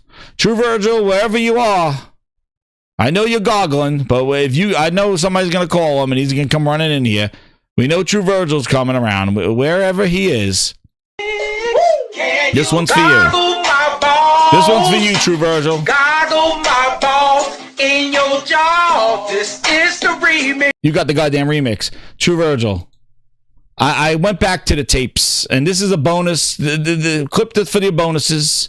Grinders, this was Redfall. This was the first game. This was the deal. The first exclusive $70 game that Microsoft said. They had an announcement the Christmas before this going, guys. They had an announcement the Christmas before this game going, guys. We need more quality and more money to make our games better. So that's why we're increasing the price to $70. And the first $70 game after these Xbox guys bitched and complained that Sony had $70 games given like Horizon and God of War. This was Microsoft's first $70 game. Lord have mercy. Bite back, bite ass edition. Yo, this game broke Phil Spencer. This Phil Spencer says, we suck again. Grinded, this game, I could not believe the garbage this is. This is me playing the game, Grinders, and the infamous clip. I could not believe. Look at, here it is, Grinders. The incredible AI, don't mind the shit-ass animations. The incredible AI, $70 games, Microsoft, show us what the quality is. I'm not going back to that firehouse. I'll tell you that right now. I will not walk a boring-ass city. I am not going back. Vampire versus Picnic Table.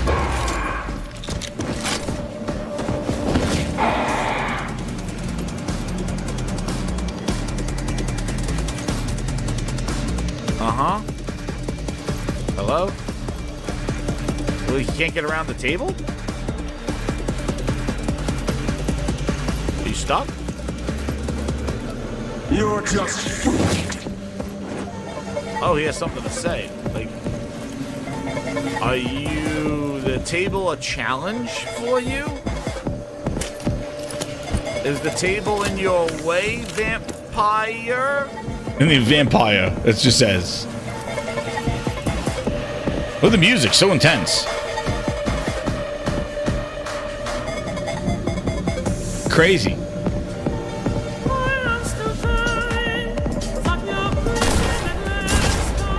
You can't win.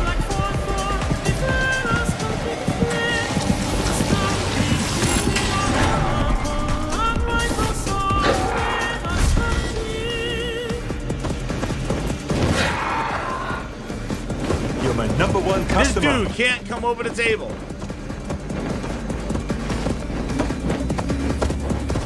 An open world game.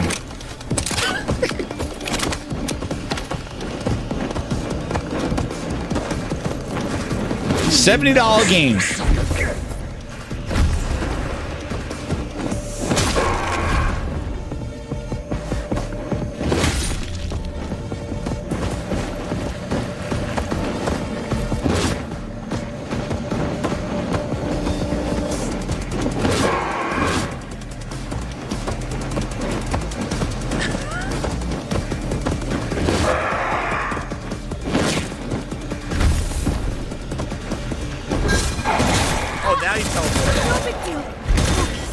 That took long enough, right? You still can't get around the picnic table, this thing. They got a single path right to you. There's the AI. I can't believe how much of a challenge this picnic table is for this vampire. Yeah, where's you? I can tell when someone's lying. It's And the friggin' ad. Holy crap. Hold on. Come on, ads.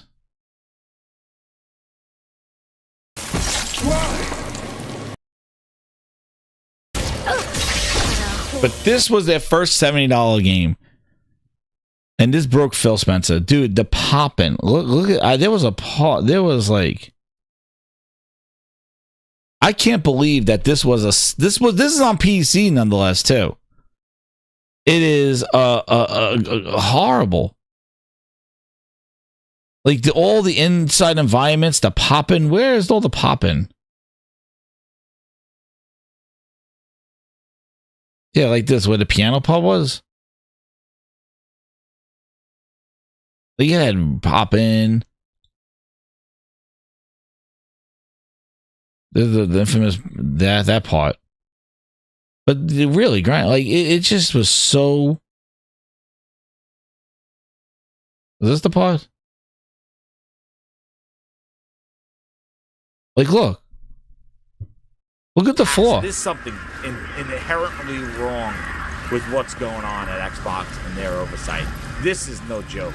There's something definitely going on here. There's no way you're and then you have the nerve to charge $70. There's something going on, because this is not just like, hey, you know, it's a miss, dude. This is just, it is, oh my god, like, it's not ready.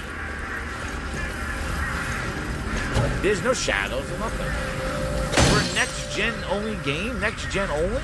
How'd I get out of this place?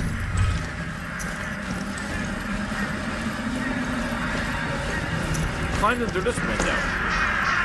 Yo, garbage.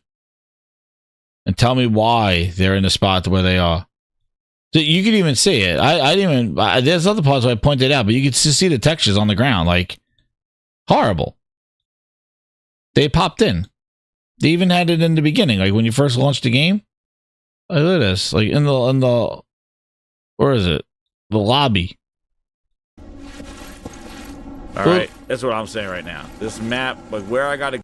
Look at this part. Would have called. All right, toodaloo. Get out there.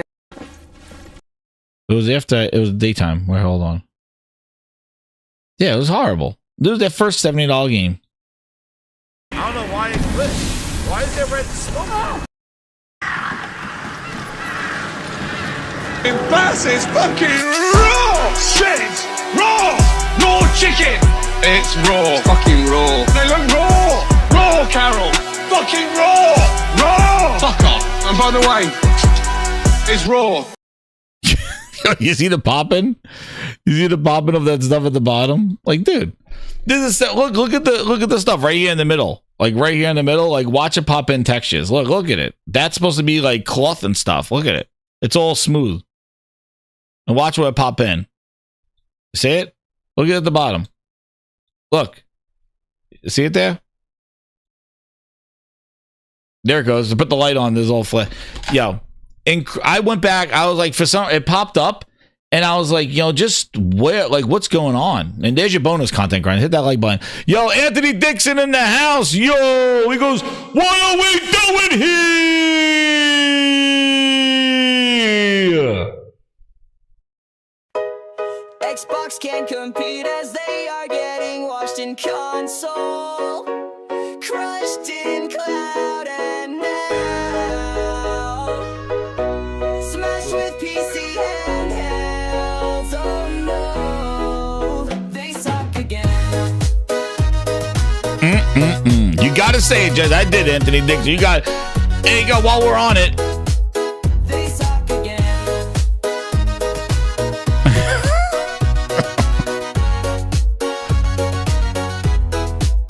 They suck again. Remember the battles. Sony's M.2 SSD. You need a screwdriver. Oh, you need the challenge of the screwdriver to put an M.2 in SSD. Meanwhile, these clowns now are running a PC and updating their goddamn ROG allies with M.2s and formatting Windows operating systems and buying PCs and adding M.2s and building PCs. But the PlayStation needed a screwdriver. A friggin' screwdriver. Where did I get one of those?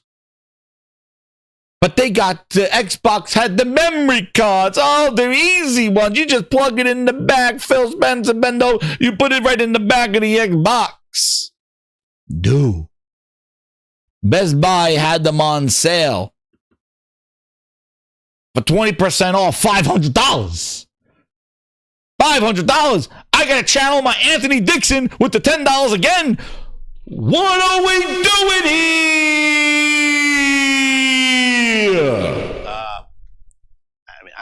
I don't know. Like, I'd have to go back and look at the. It's right here, Phil. The regular price is $500 for a 4 terabyte. The price of a friggin' console. $500 for 4 terabytes. Grind. You can get a friggin' M.2 Gen 4 for $200, $250, $500, and Best Buy put it on for 20%. You want to know what the kicker is? You want to know what the kicker is? They pulled it off of BestBuy.com. It was a friggin' leak. Holy shit on me. Pass is fucking raw. Shit, raw. No Are you chicken. kidding me? It's raw. Fucking raw. Is this an announcement for this week? Raw, Carol. Fucking raw. Raw. Fuck off. And by the way, it's raw. Dude, look at the update. Look at you. Just when you go low. Just when you go low. Just when you think it's low enough, it's like $500 and 20% off $500. It's $429 for a 4 terabyte Xbox memory card, proprietary card. That guess what, Grinders? If you bought that card for your Series X or S, and you go say, I'm going to PC now, guess where you're shoving that card? Right up your ass, because it doesn't work on PC. You can't use that card. You can't use this exclusive card on PC. You know, if you buy a PlayStation and then you go get a PC, you could rip out that M.2 and throw it in your PC and reuse it. You can't reuse this shit. You buy a Series X, that thing go right in your ass because there's nowhere else to put it. It's proprietary. Either you use it on the console and you go to PC. Well, what about this 4 terabyte? Oh, Phil Spencer's like, you know what? I mean, I don't know. Like, I'd have to go back. They loved it. It's tied into the bus speed and all this other shit. Grinders, just when you go, whoa, wait a second, $500 for a 4 terabyte, and Best Buy has it on 20%. Look at the update. Look at the update. Just when you're in shock about the $500 at Best Buy, then you find out it seems Best Buy has now removed it and revealed it's unclear if it canceled orders. It was definitely available to buy. It even had a 24-hour shipping. It stands to reason that this was listed too early and is probably set to be revealed at a later date. Holy shit! Pass is fucking raw. Shit, raw. No chicken. It's raw. Fucking raw. They look raw. Holy raw, shit! Fucking raw.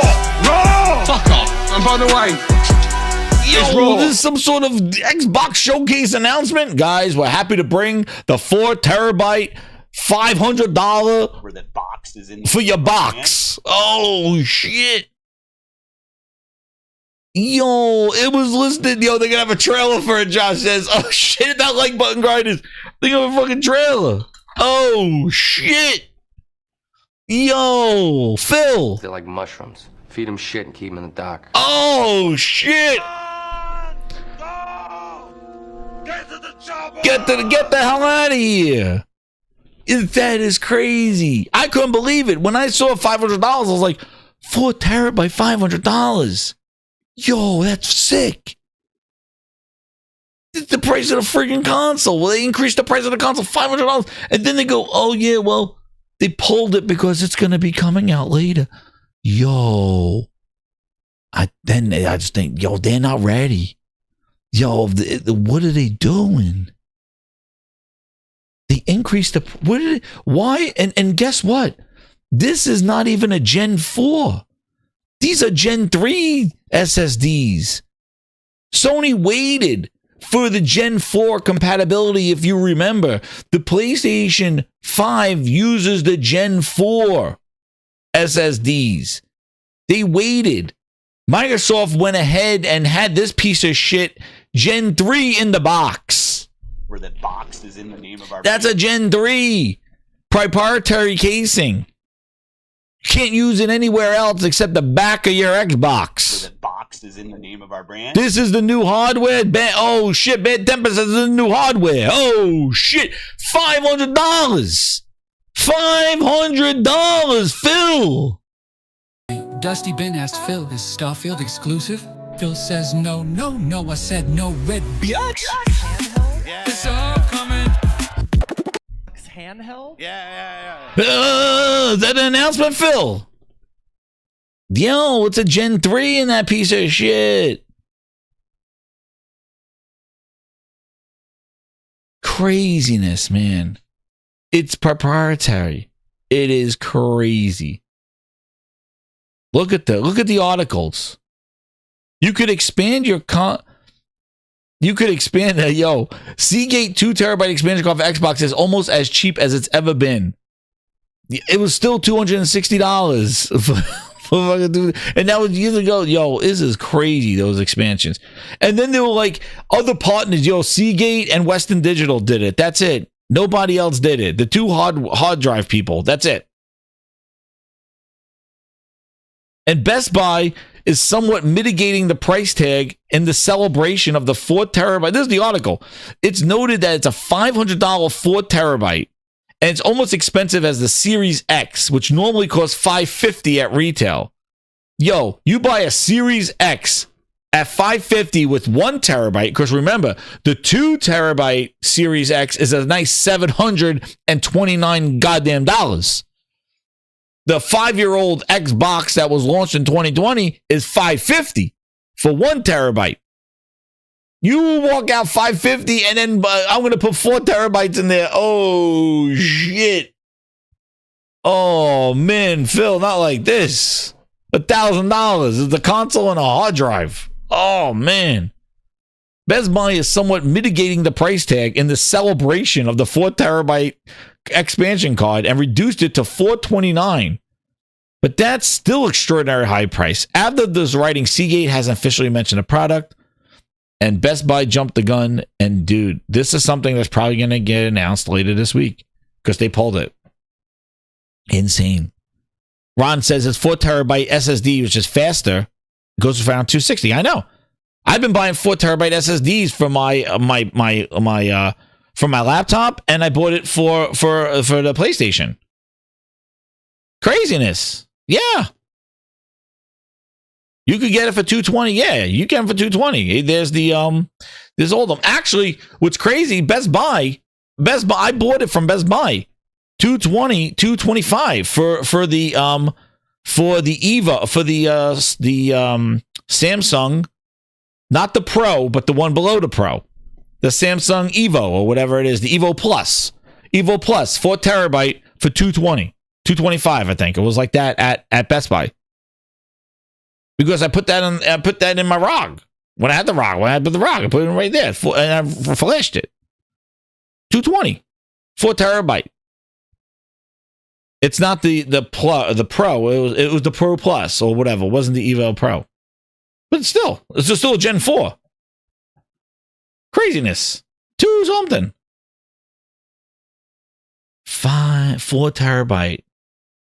Yo, they are losing their mind. Phil said they would never be out of price and performance. Dude has lost his mind. They are done. Oh, you have to ask Sarah Bond. It's insane. Like, I'd have to go back and look at And what's crazy about it is that it was a leak. That means that they're not ready to announce this thing. It is crazy, dude. Gigabyte. There you go. Look, the Evo. Oh, here it is. It's $259. Look at these prices. Here you go, right here. Like this is what an M.2. Gen 4 M.2, $259. $259. And that's what's on sale. Even their regular prices, $270, and other ones, they're still lower than $500. Dude, $500. $500. Look, even their regular price, $328 for the Evo Plus, $278 for the Crucial. Yo, Phil, what do you got to say about this? I don't know. Like, I'd have to go back and look at But do you remember at launch, Grinders? Do you remember? Over 200 people, hit that like button, please. Subscribe if you're new. If you remember at launch, people were capping for this thing because Sony was waiting for the Gen 4s, and people said that this was a better solution. And we were like, proprietary hard drives, that's what they did in the 360. Why are they going back to proprietary hard drives? Just grab an M.2 off the shelf.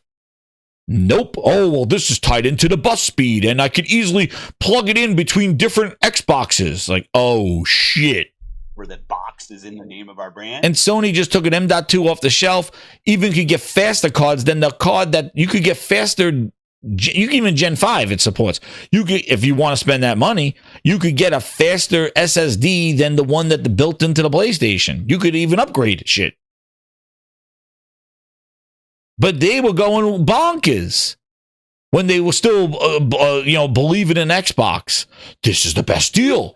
You could plug it in my Series S. I took it upstairs. I plug it in, plug that right in your face. That is the stupidest thing ever because they were always overpriced since day one. And they just got more and more expensive. Dude, it was $400 for a 2 terabyte last year. Now, 4 terabytes, $500.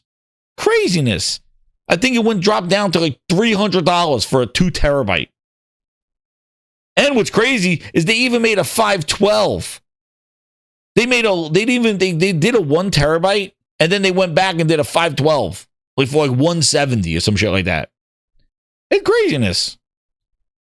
Where are they? I need to see the Seagate lineup. Where are they? But I just remember the fighting. Oh my God, the back and forth. And what's crazy is everything that we argued, everything that we brought up going, dude, that's not good, man. That's not good. Yo, they're getting rid of these things. Nobody's buying this shit. I think the stores are losing money, man. They got now the 2 terabyte. Hold on. Look at these. These things are on sale. The 2 terabyte Seagate now is $219. A 2 terabyte. You could probably get a 2 terabyte now for like $150. Maybe $100. $115. GameStop now has the one, it was $200. They have the 1 terabyte on sale for $129. Yo. A 1 terabyte for $129, dude. It's crazy. Yo, maybe you can use them on the handheld. Yo. Wildness. But yeah, dude, that's the fighting. The Microsoft, they're playing chess. They know what they're doing. It's tied right into the bus speed and all of those. Yeah, my ass is tied to the bus speed. Craziness. And then we got one of these. Grinders, hit that like button. We got one of these. People can fly. Yo. This poor company, man. Today, they made a difficult decision to suspend the development and Project Gemini and Project Bifrost. The relevant current projects have been released to the market. Suspension of the Gemini project is a consequence of the fact that the publisher has not presented us with a draft of subsequent content writer to the publishing agreement, which I believe one of these was supposed to be Outriders 2. So maybe that's Square Enix. Who knows? They're pretty incompetent. Who knows?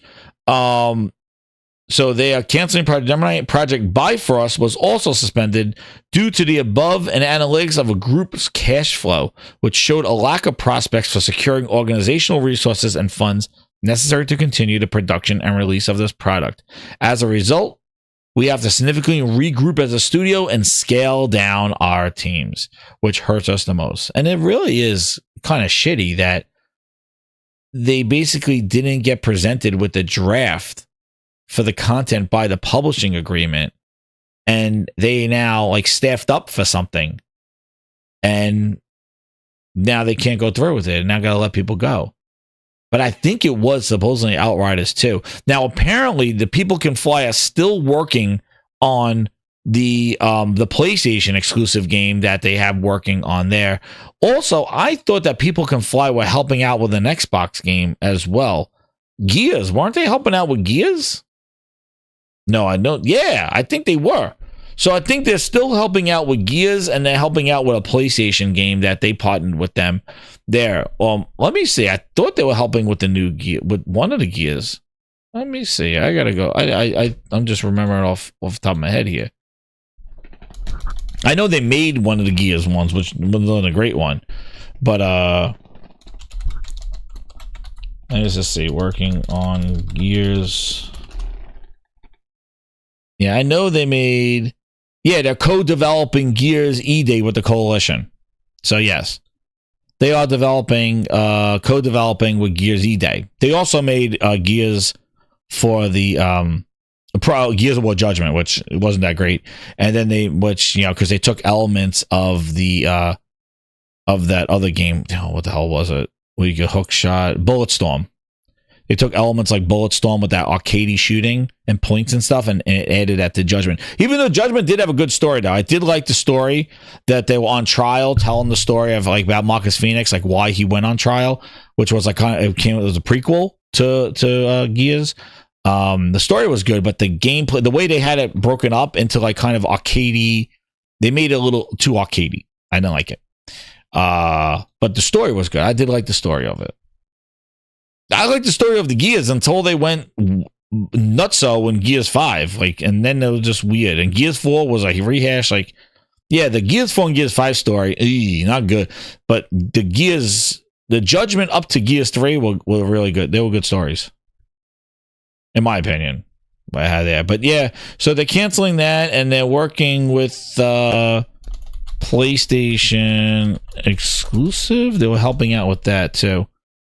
Yeah, they're a Polish developer. They did Bulletstorm and Outriders, and they're currently working on a new prototype game for Sony Interactive based on an existing Sony IP. So that apparently is still working, and that name is Project Delta. So currently they got Project Delta, and they're working on E-Day right now with the two. But they had to cancel those other two games, which I believe one was Outriders 2, and there was some other game there. That's right, Wild Wolf. Gears 1 to 3, man. Great stories. Incredible. Great stories there. Now, where are we? Man, we're going through them. I told you. And then we'll get to those predictions here. Hit that like button. Grinders. Subscribe if you're new. Bad news again, as we're talking about bad things getting canceled. Grinders. Just after a month ago. Breaking news now, right before the show. Brad Sams... He's still, questioning about the prices and this. Just said a warn notice just got posted today by Microsoft that Microsoft now is going to lay off another 305 permanent employees. So they got to put this out there when they're letting go of a certain amount of layoffs. They put out a warn notice, and apparently people are really saying that, Eddie Leonard got hit. Other people got hit, so they're going to do this now. And then going back to Tom Warren, he just said that Microsoft is laying off 355 people in Redmond, Washington today after laying off more than 6,000 employees last month. Whew. And Brad Sampson here going, oh, well, why don't they just wait for that price increase? Nah, man. I'm telling you, there's a lot of fluff that's keeping this company afloat. They got a lot of fluff from enterprise, from businesses, for Windows. But when you look at what their ventures are, they're not doing too hot. Their AI thing has hit a kind of a wall. That, like, there's so much competition in AI right now, and they were trying to get out front, and now everybody's up with the Joneses. And you look at their cloud, and it's sort of like you saw where their cloud is with gaming. They're looking up at Black Nuts. I can go directly to Black Nuts. Black Nuts is dominating them. And then PlayStation and NVIDIA have the highest amount of games supported by their cloud. You look at the handheld pullout. Now they're trying to get OEMs. They just said they canceled their handheld because they're not the gaming sector is not helping them with anything. Their Surface division is ass. Like, their Surface division is a joke. Trying to use Snapdragons and that whole Windows on ARM, they're forcing that down people's throats. The compatibility is not there unless you're using some simple apps, but the app support, you need people to make apps for Windows on ARM. And instead, they're using these weak-ass PCs, Snapdragon processors, to emulate Windows x86. And that's taking up resources, and the performance is hurting. And especially goes for games. Windows on ARM is nowhere near ready for gaming at all, if that's where they want to go with this, if this was going to power some handheld. But their ventures, their things that they led with, cloud, AI, gaming, subscription gaming, the Netflix of gaming, all of that shit, the Surface team is gutted. Panay left. All of them left. Panay, Nelson, Major Nelson left. The whole place has been just gouged. I don't even know how Phil Spencer, Sarabon, and Booty are still there. Ybarra got fired twice. And he's already saying with their new direction, they don't need a console. He's like, they're done. They're cooked. They don't need a hardware anymore. And they don't. And they're severing people left and right. These are huge. Like, I know it's a big company, but dude, they are dropping people left and right. It's craziness. And is that were these the people that were working on the Windows hardware, the Xbox hardware? Who knows? We'll find out.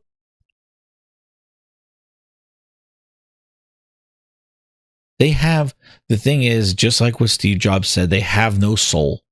And you see, they try to buy stuff that's already successful. They're trying to leech on other people's products. They're crying at Apple's foot, doorstop. Please let us in your store, please. Where's that window? Grinders, I have a question. Where's the Xbox mobile app? Anybody? Sarah Bond got roasted after they shut down Tango Gameworks and fired their studios.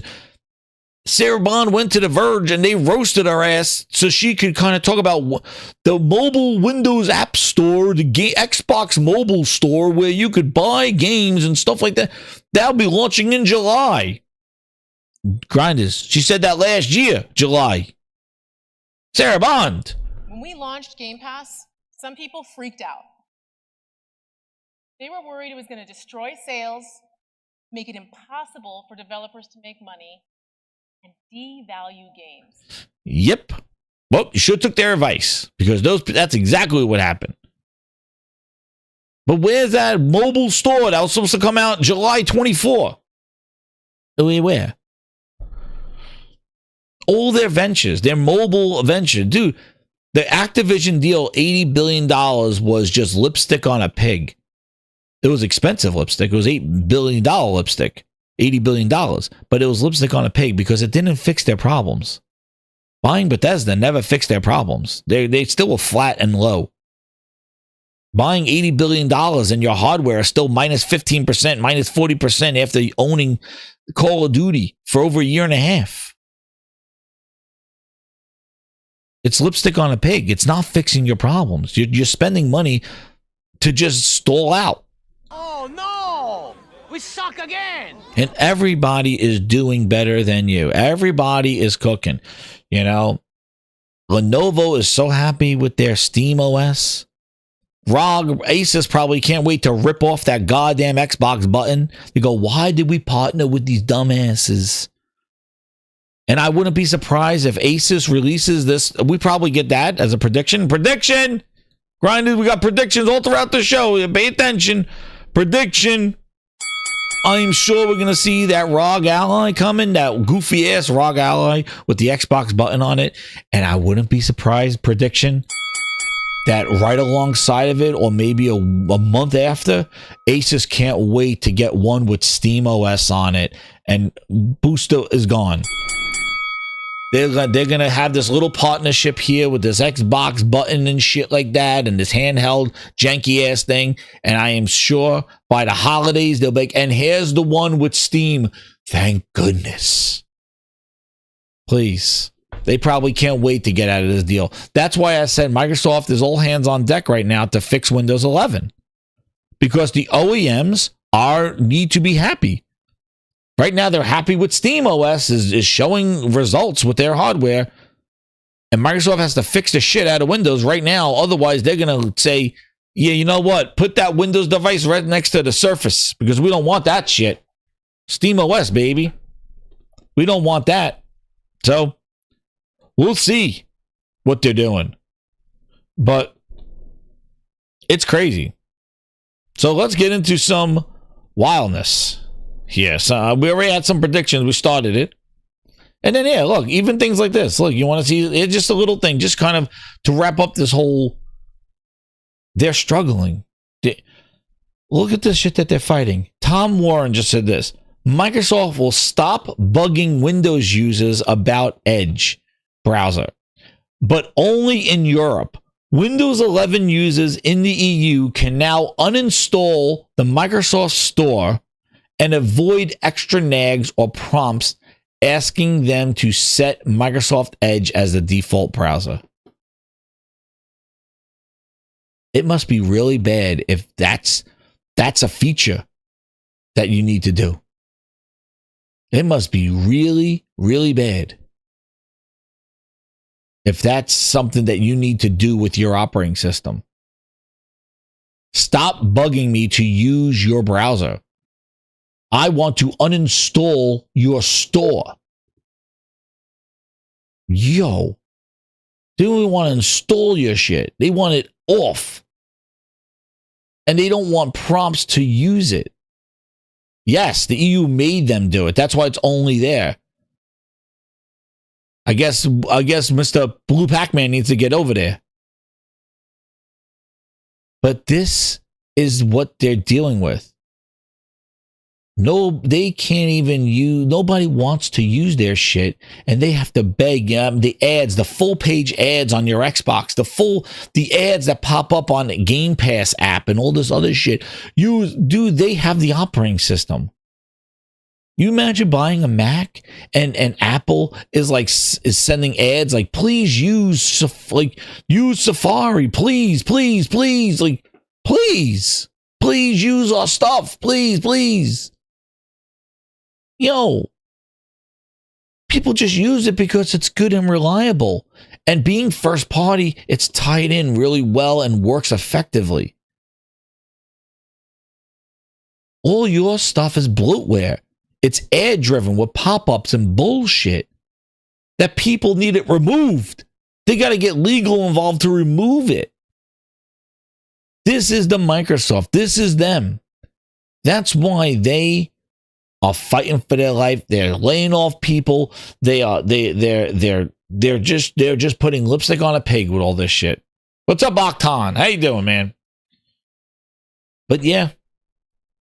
And Windows is just a piece of shit. And now there's a new cat in town with SteamOS being streamlined and optimized. And you know, maybe now's the time that now their Windows gaming, which they were trying to build all of a sudden after all these years, like the dude said, they had Windows handhelds for over 12 years and did nothing with it. People putting Windows on handhelds and Microsoft didn't give a shit about it. And now they're interested in Windows gaming. All of a sudden, the Xbox bar and the Xbox app were going to fix. Dude, ship sailed, man. Where were you? Where were you? Ron. Where are you? Where were you? Where is Ron right now? But now they realize that the Xbox pool has dried up. Everybody's done with that shit. And now they're going to try to pivot them to PC. Now all of a sudden they care. Well, too late. There's new cats in town. Everybody doing better than you. So either you're going to try to leech off of them and beg and plead, or you're just going to suck and get out of the whole goddamn thing. Do us all a favor and just do the latter, because you're not going to do anything better. So, Grinder, let's get to some predictions. Yeah. Let's get to the prediction part. Hit that like button. Let's get to some cooking. But, you know, when you're cooking, you got to think about something.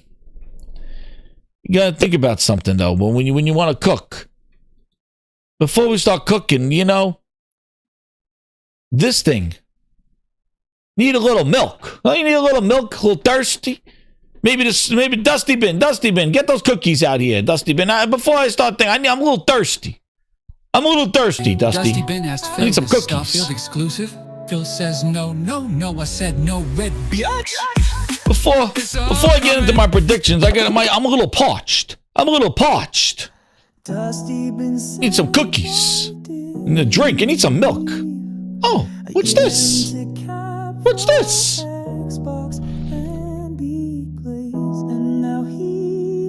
What in the living fuck is this? Is this promoted by Dusty Bin? Dusty Bin, did you promote this? The Xbox milk pitcher.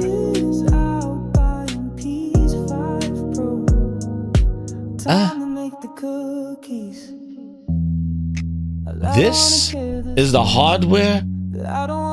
You can't get an Xbox in stores. I need a translation.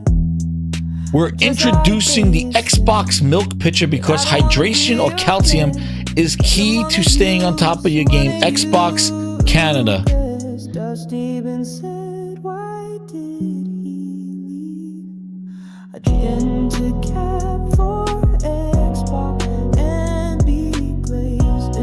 What is going on over there?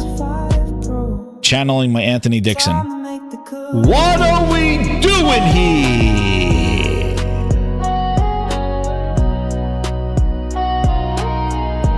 Xbox refrigerators, Xbox Series S toast, now milk. I have no clue. Grind this. I don't even know what's going on. I don't know if it's real. I think it's a box that goes over, Phil. Where that box is in. He said a box. I don't know what it is. It's not even a mock-up for AI. It's Xbox Canada, and you know, maybe they're joking, but these look real. I don't know if you could buy them. I don't know what the hell's going on. I don't know if this is breast milk. You don't know if it stores breast milk or regular milk. I have no clue what kind of milk this is. This is some Phil Ness juice. I have no clue. Phil, what kind of milk is this? I don't know. Like, Phil, is it breast milk? It's handheld? Yeah. Oh shit, it is. Phil! Where that box is in the name of our man, I don't know what kind of milk this is, Phil. It's almond milk. Is it black nuts? I can go directly to black nuts. Phil, what is this? Phil, is this nut milk? Is it extra nuts? Exciting life now. Breakfast to go. You're gonna love my nuts. Oh shit. Watch this. Phil giving nut milk out. Oh shit, Phil, is this nut milk? Phil, is this nut milk? It's handheld? Yeah. Oh shit, confirmed. Confirmed nut milk. The buried treasure is gemstones of juicy glazed black. Oh shit, Phil. Phil fucking nut milk.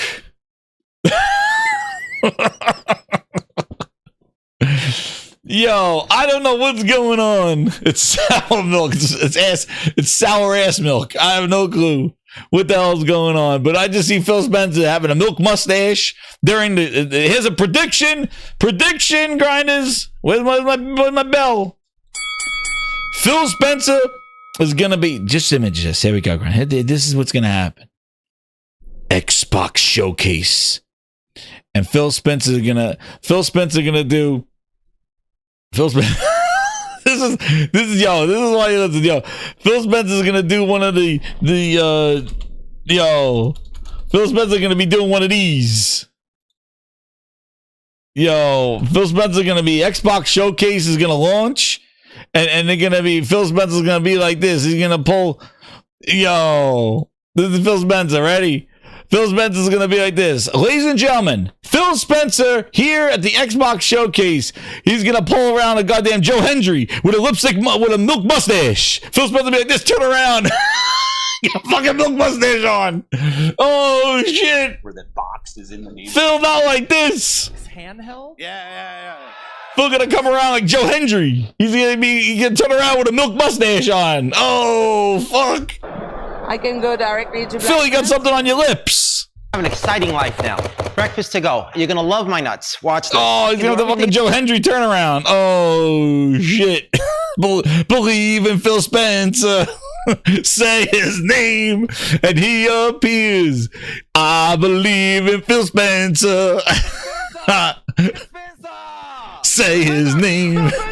Say his name and he appears. I believe in Phil Spencer. Yo, fucking milk mustache on him. Phil Spencer. We present Phil Spencer. There he is. I believe in Phil Spencer. Milk mustache.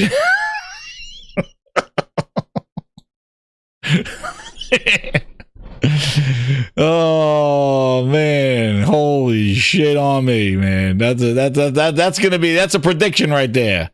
That's not a prediction. It's a fact. Oh shit, Phil Spencer will be, and you say his name, he's gonna appear. Yo, but anyway, I don't know what's going on with the milk. I was parched. It comes out of the milk truck. Phil Spencer goes out. Look at milk truck. Oh. Yeah, I have no clue what's going on. But man, this is the kind of bullshit that they pull. Whatever. It's wildness. It's wildness going on here in these streets with Phil Spencer and the milk. Who knows? But grind us. So let's get into some predictions. So let's go. So we got the showcase that we'll do the Jeff Keighley Smuggling Grapes. So Jeff Keighley Smuggling Grapes show. Now, we got to go based off of history, right? Got to go based off of history with the Jeff Keighley show.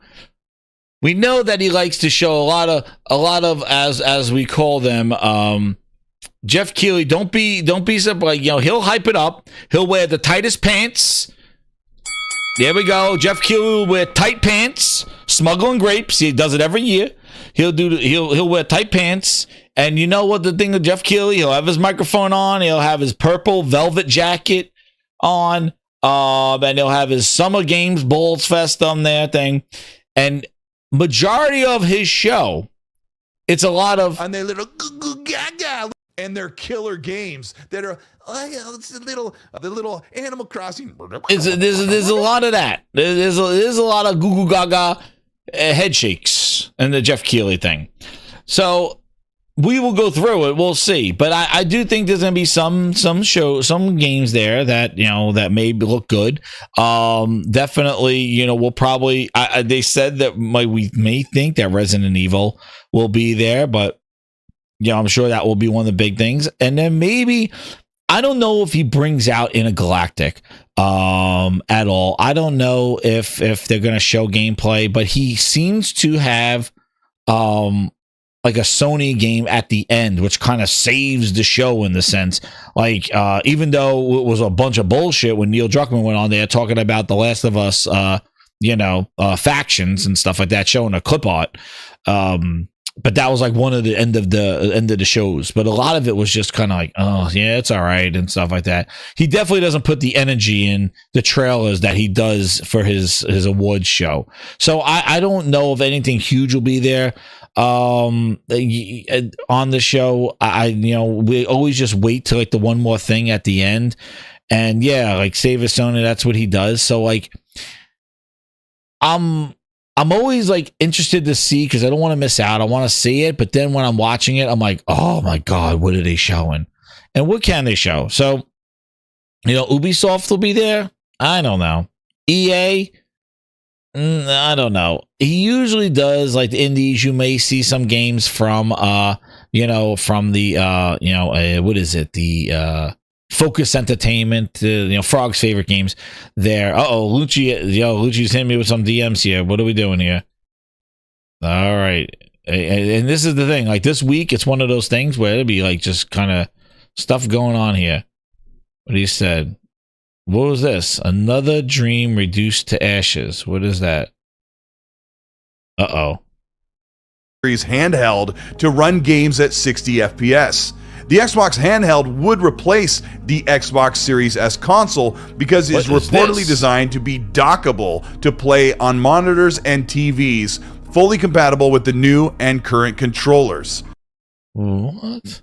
Optimization, and the end of that speech is, I can see Xbox giving up on the handheld completely and relying on other platforms to do that for them.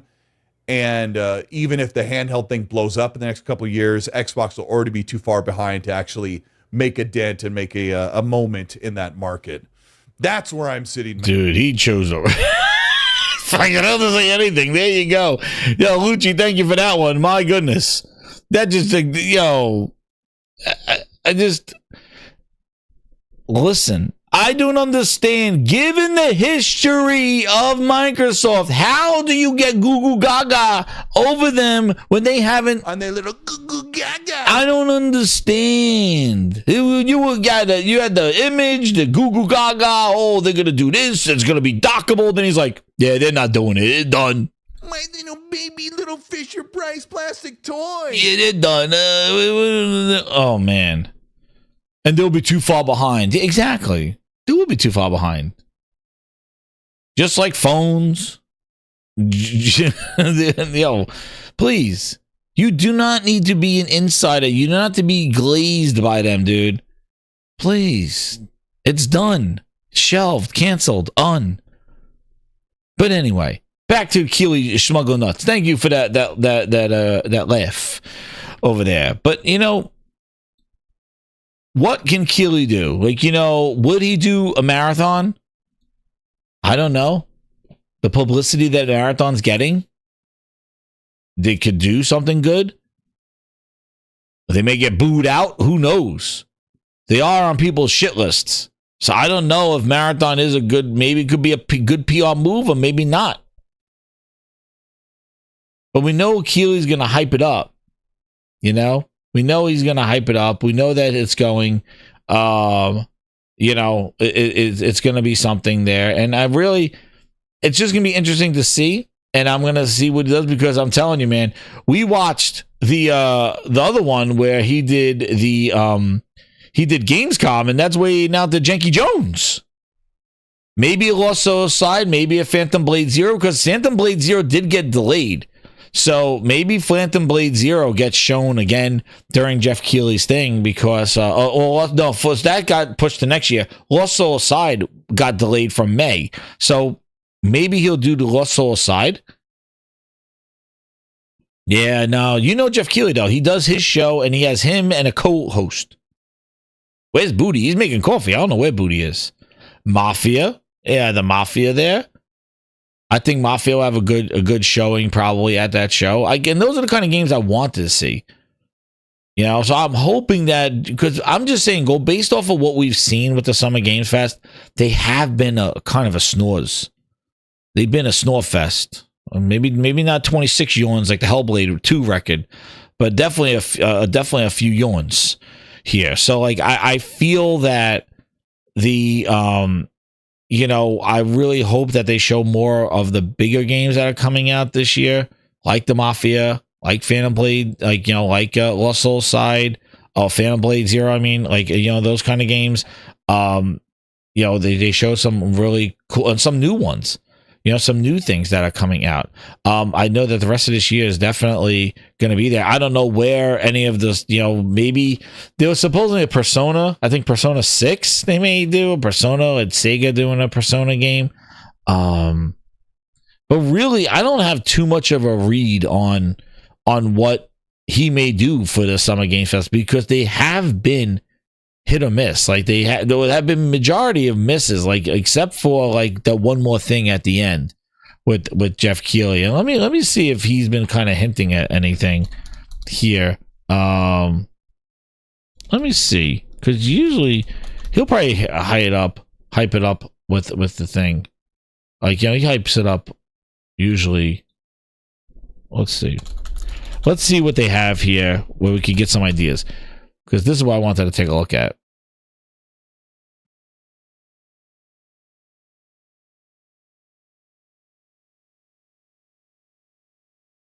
So yeah, you got this thing called the State of Unreal, which shit, they better show performance State of Unreal. There is the Summer Games Fest, and then here are the partners that are going to be on, you know, that's supporting the Summer Games Fest. Where is it? Shit, where's that screen?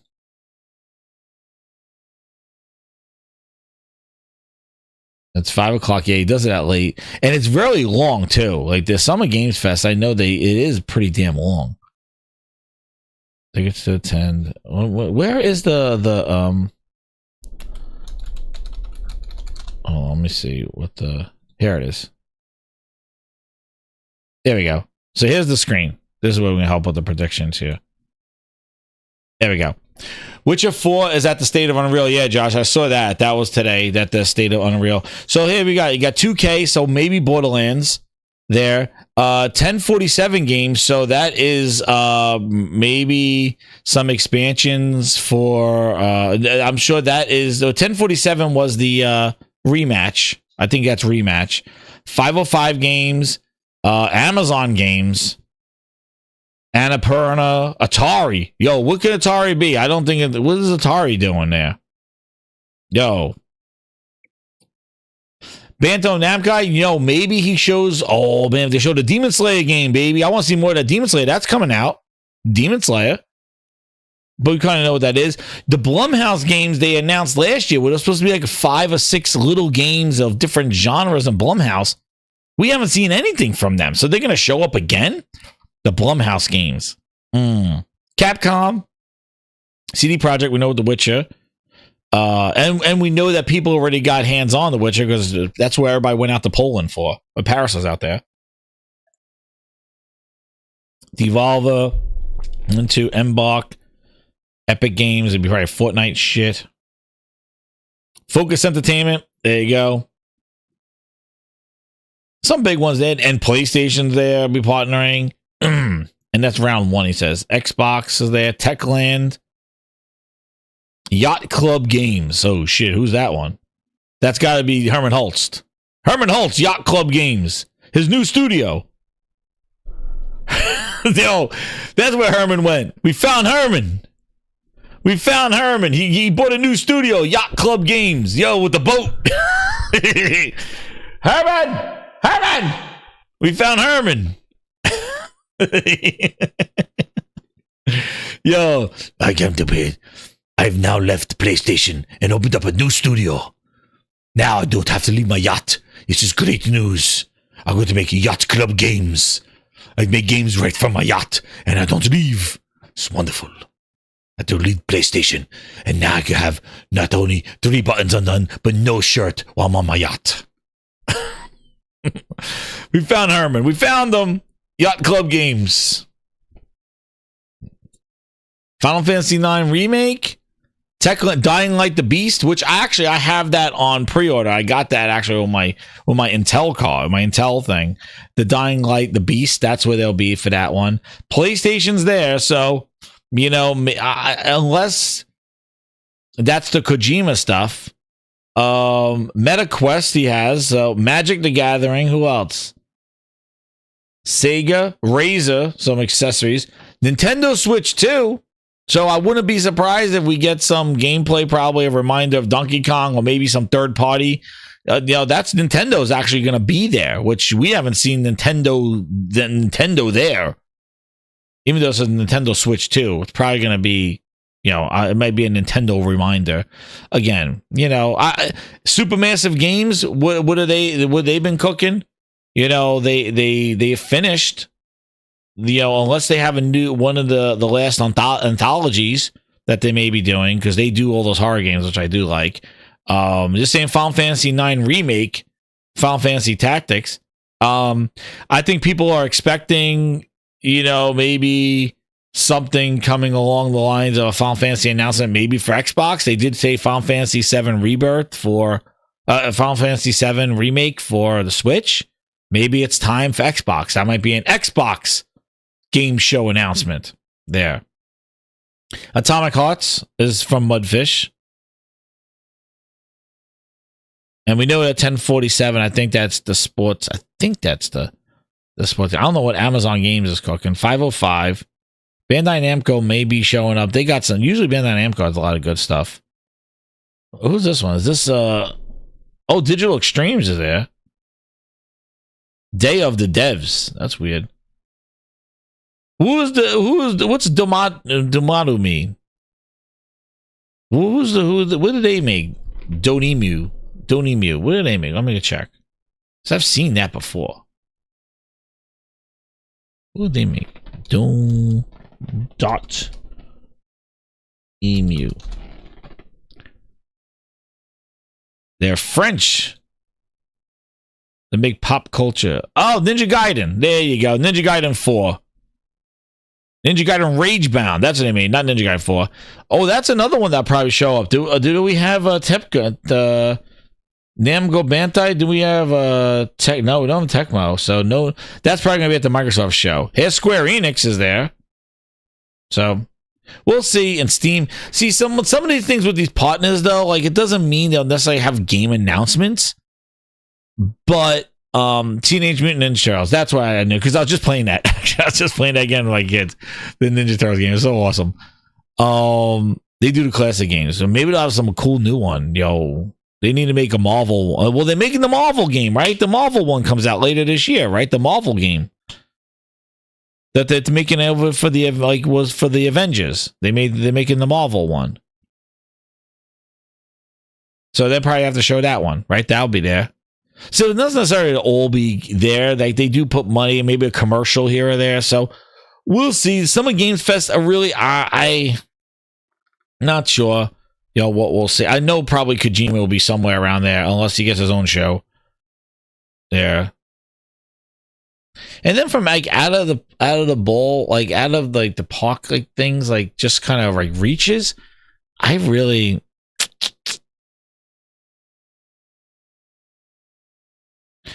don't think Sony does anything big. Like, I think from the big three or Summer Games Fest, I don't think there's much there. Maybe during this show, Yacht Club Games is Hero Down Under. That's Herman Holtz's new studio.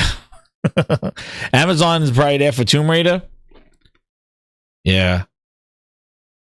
If they make a new Tomb Raider, I'm really interested to see what it is. Like what do they go back to the whole Tomb Raider the Tomb Raider look, like how they've done with Shadow of the Tomb Raider and things like that, or they change it up? I don't know. Don't see Bungie there. Maybe PlayStation's there for Bungie. So we'll see what they made. Does he have another page? No. Nintendo will be there for promoting its next console. So yeah, it's gonna be interesting to see. Again, we don't know if they necessarily are bringing games there. They may have an ad or something like that. Do I think that they may be like some Xbox games announced or IPs announced multi-platform during this show? Maybe. I could see maybe some games that they don't want to kind of highlight on their show, but I think the big ones are going to be on the Microsoft show. And that takes us to the Microsoft one, where I think the Xbox show is going to be really a real shocking type show. They announced here, so I'll show you what they had here. What their official announcement is. And where is it here? So they basically said like where you could watch it and things like that, like Twitch and YouTube and all that other stuff. This show's on Sunday at 10 a.m. Pacific time. The Jeff Keighley one's definitely, it's on like a Friday afternoon, Friday night, early evening. This one, and they're doing Outer Worlds 2 directly following the Xbox Game Showcase. What I think that they're going to do here, I think it's definitely going to be, even if you look at, their logos always were kind of like people would try to find things in the logos, like the one they had for Outer World, like for Starfield was more like, had a little bit of a galaxy thing to it. This one, it's smoke. This one has smoke with it. Green smoke. This one comes with the glaze. This one has the hazy, smoky glaze with this one. This is green smoke. The other ones had a lot of they had all different things on it, and there's one that was more of like outer space, and this one comes with the glaze. This is glaze. It's burning down. It's burning down. This has a glaze haze to it. Yo, this one has a little bit of glaze. So, smoking glaze, exactly. So I feel that, you know, for the Xbox Showcase, I think this is what I think. First off, as I mentioned, I think that they make a very clear indication about, you know how they used to say, like, all these games are exclusive from now on, these here's are exclusive, stuff like that. I think that they don't talk a lot, and I think they just kind of just roll the tape. And maybe the opening thing is like they state that we are about bringing, you know, they're going to definitely, Phil's going to get his moment, or Sarah Bond, but I think it's going to be Phil, and he's going to come out there, introduce people, and just say, hey, everything you see here will be coming to Game Pass day and date, and then just kind of go like, hey, and there's some games that maybe won't come to Game Pass or something like that. But I feel like they're going to just kind of let the tapes roll, and you're going to see PlayStation logos and Switch logos on half the stuff. But what I think, my big prediction is that I think this show is going to be more of a revisitation. I think that this show is going to be more of a revisitation of games that they have already announced, and now they're going to bring back to the front line, and they're going to reintroduce them with PlayStation and Nintendo logos or dates to them. That's what I think. Games that they announced, sort of like State of Decay 3. Oh, well, here's State of Decay 3. Perfect Dark. Maybe, I don't think Everwild, because that game may not be there, but maybe. But games that Contraband is another one. Who knows where that's been? But Clockwork Revolution, that kind of game. Like, they got a lot of games. Elder Scrolls 6, maybe one that they announced at the end of the show, or open with the show as Elder Scrolls 6. They revisit Starfield. I think Starfield will be shown again at this show, and they'll show it again with maybe a DLC and announce PlayStation 5 updates.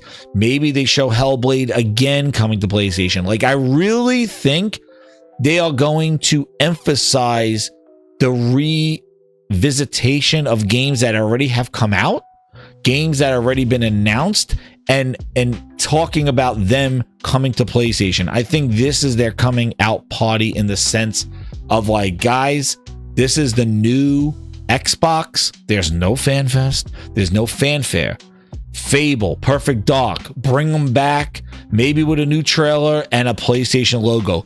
Let them know that every one of the games that you are making is going to PlayStation. And I think one of the games that may be in there is Halo Master Chief Collection is going to PlayStation. And I think that's sort of where they're going to go. And Gears E-Day probably closes it with a PlayStation logo there.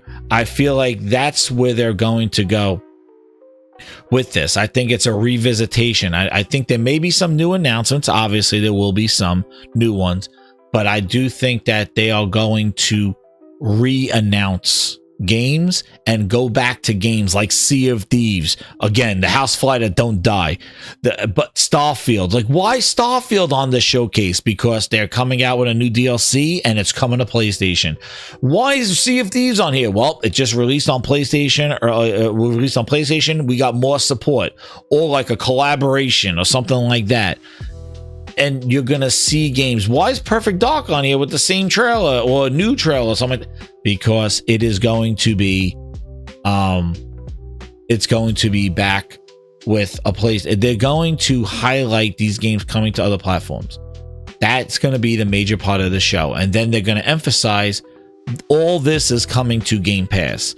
And I think some of the stuff that stands out is going to be games that maybe they grab for Game Pass. Ninja Gaiden is going to be there again. I am sure they're going to fill that up again.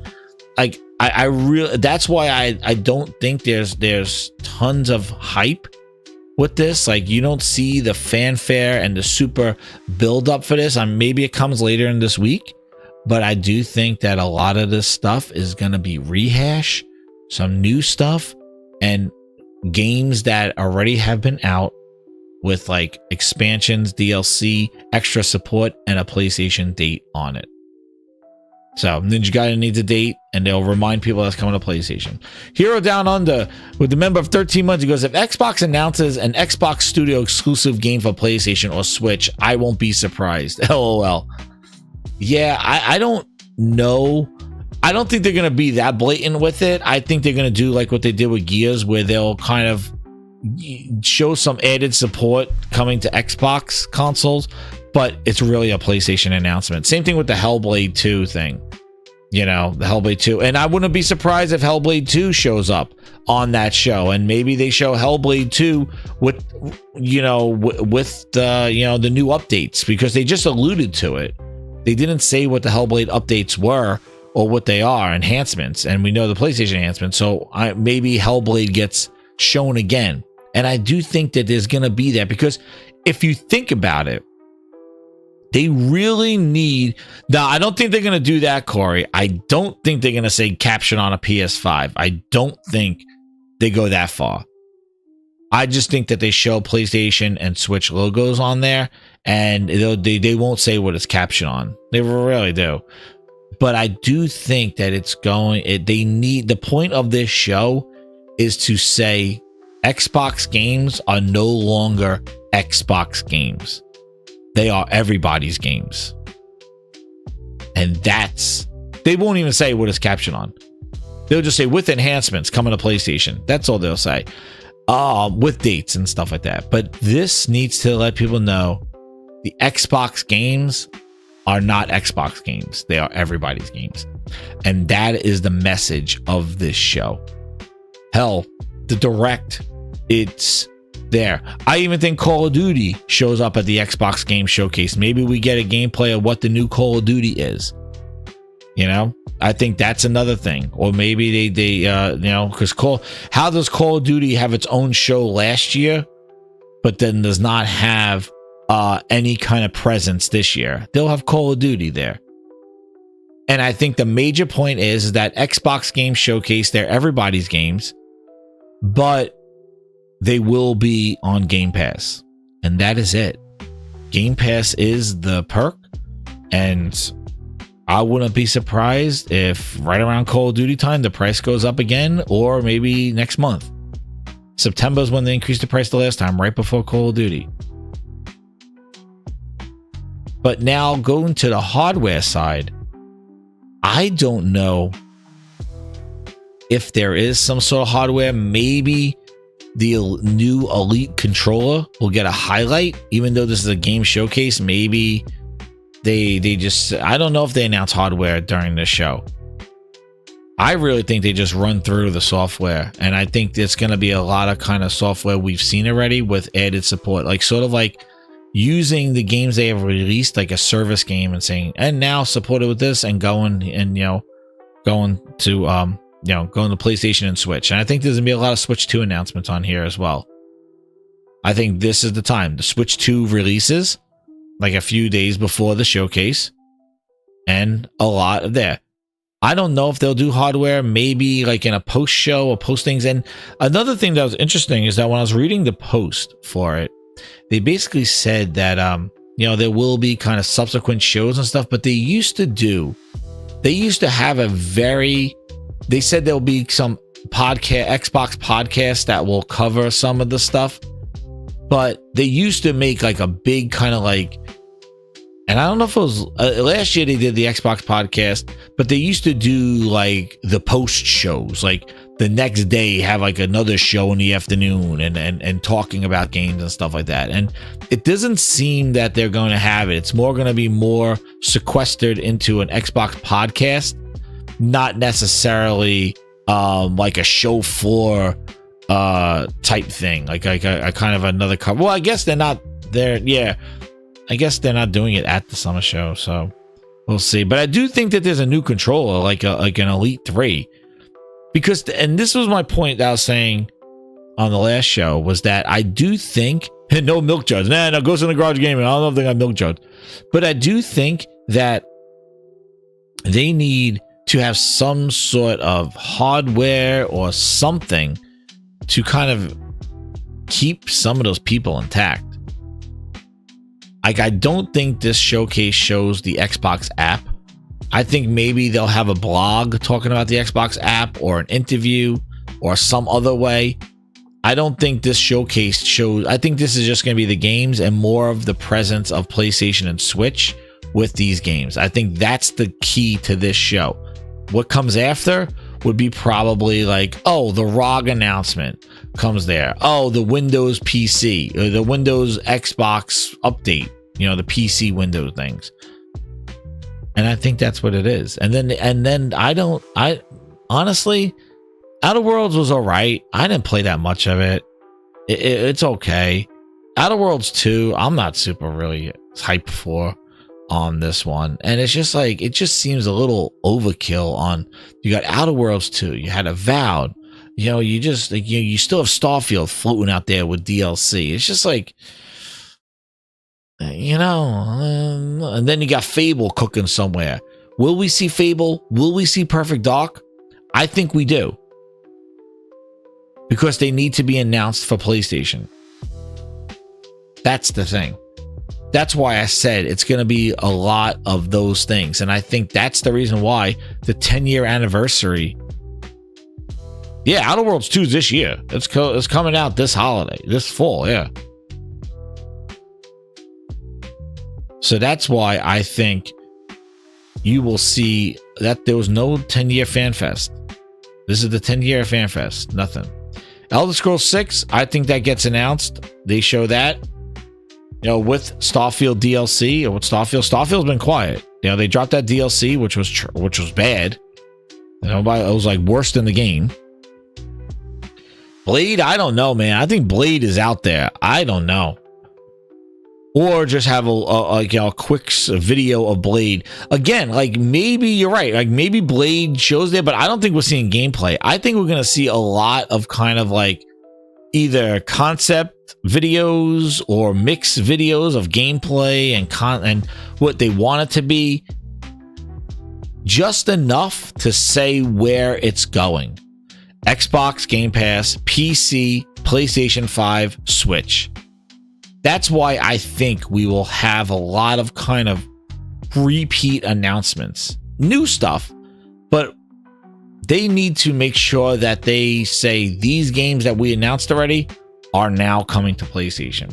That will once Xbox and PC exclusives or PC platforms will be coming to PlayStation and maybe some coming to Switch too.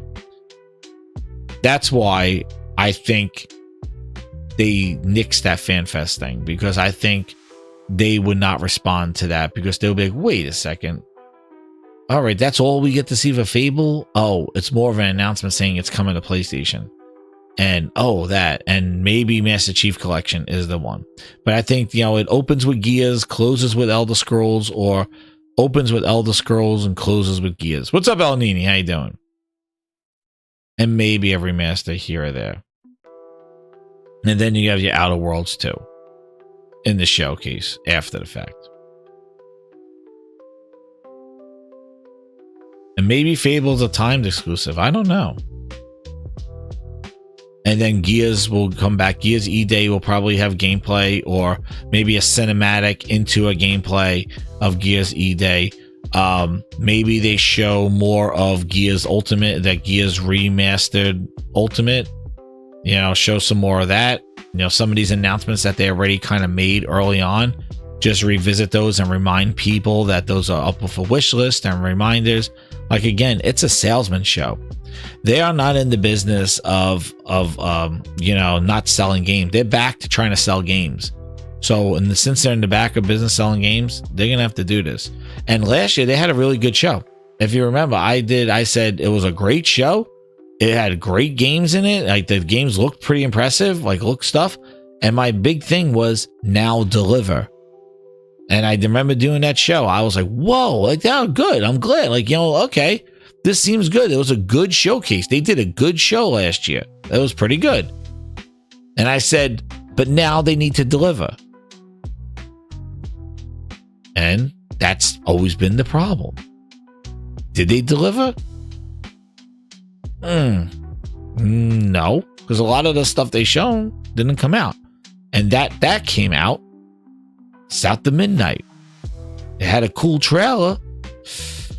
Short, 7 years in the making. Avowed? Yeah. Like they know how to do the shows, but it's the execution that they suffered at all this time. Like they know how to talk and tell you what's up, but it's the execution. Do they do what they say? Ninja Gaiden will probably be there again with some more. But I do think we're going to see a lot of stuff that because they still have it. That's the thing. Like a lot of the stuff that they announced has not come out yet. Fable, Perfect Dark, State of Decay 3, Contraband, Clockwork Revolution. Now, the rumors have that the new stuff would be something from Double Fine, who's due for a game. Because they just had Psychonauts 2. They're due for a game. Double Fine. And the other one is they're rumored Spyro 4. If you remember,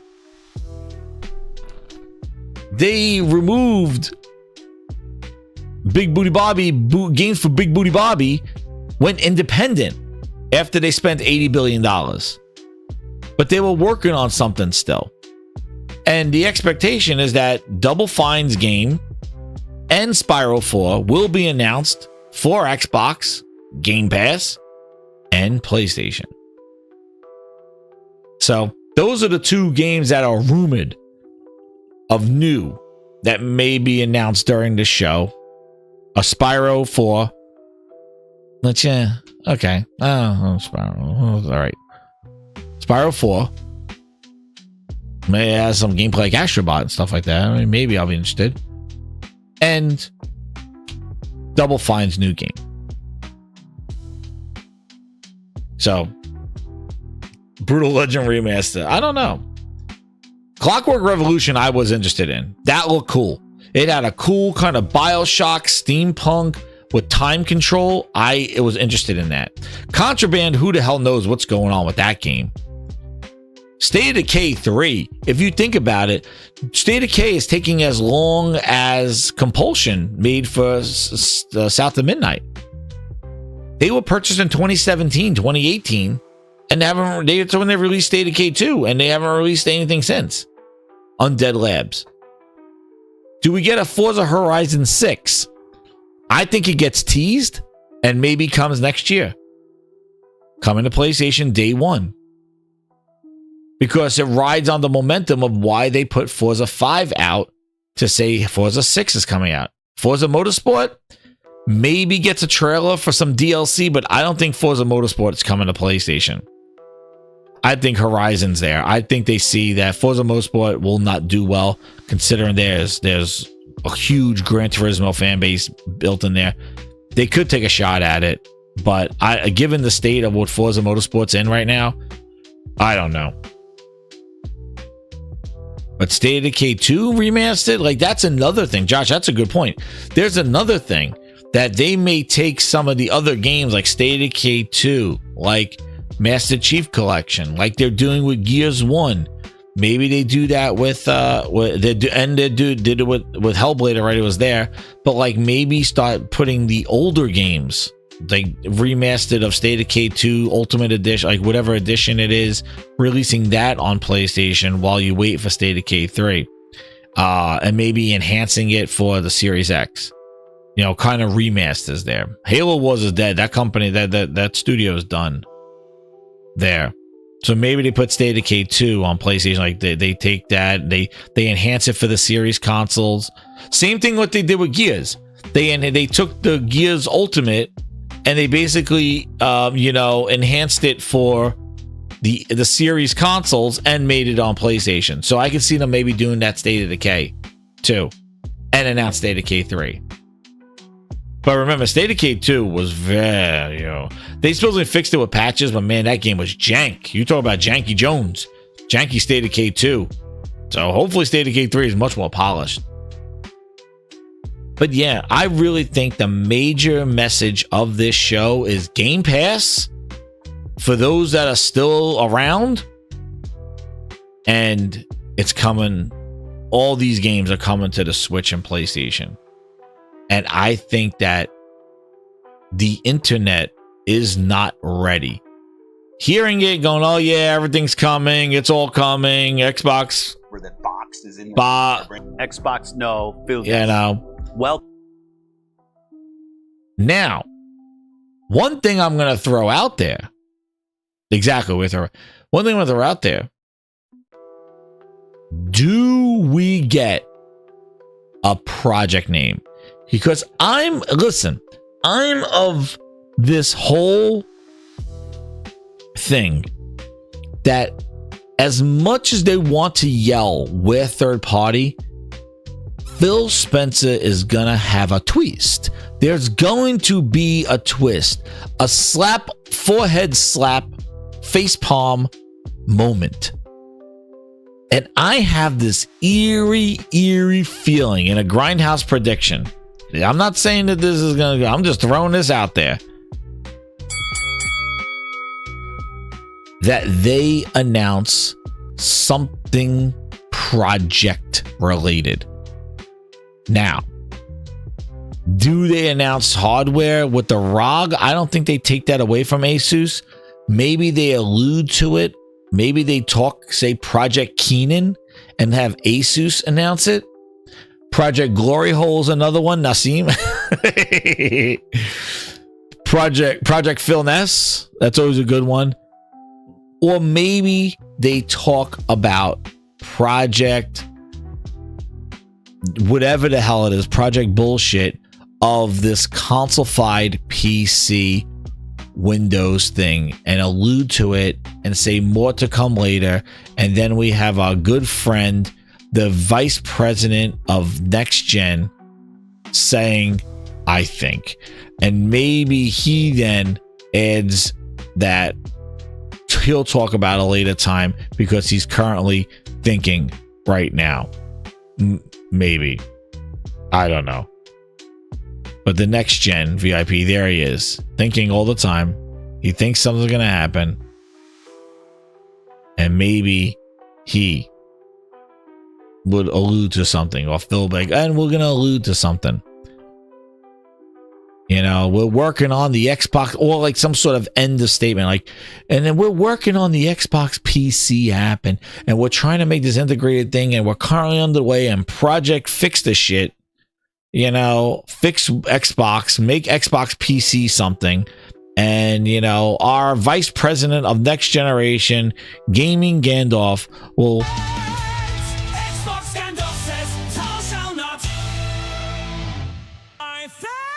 lead us into the next generation of gaming.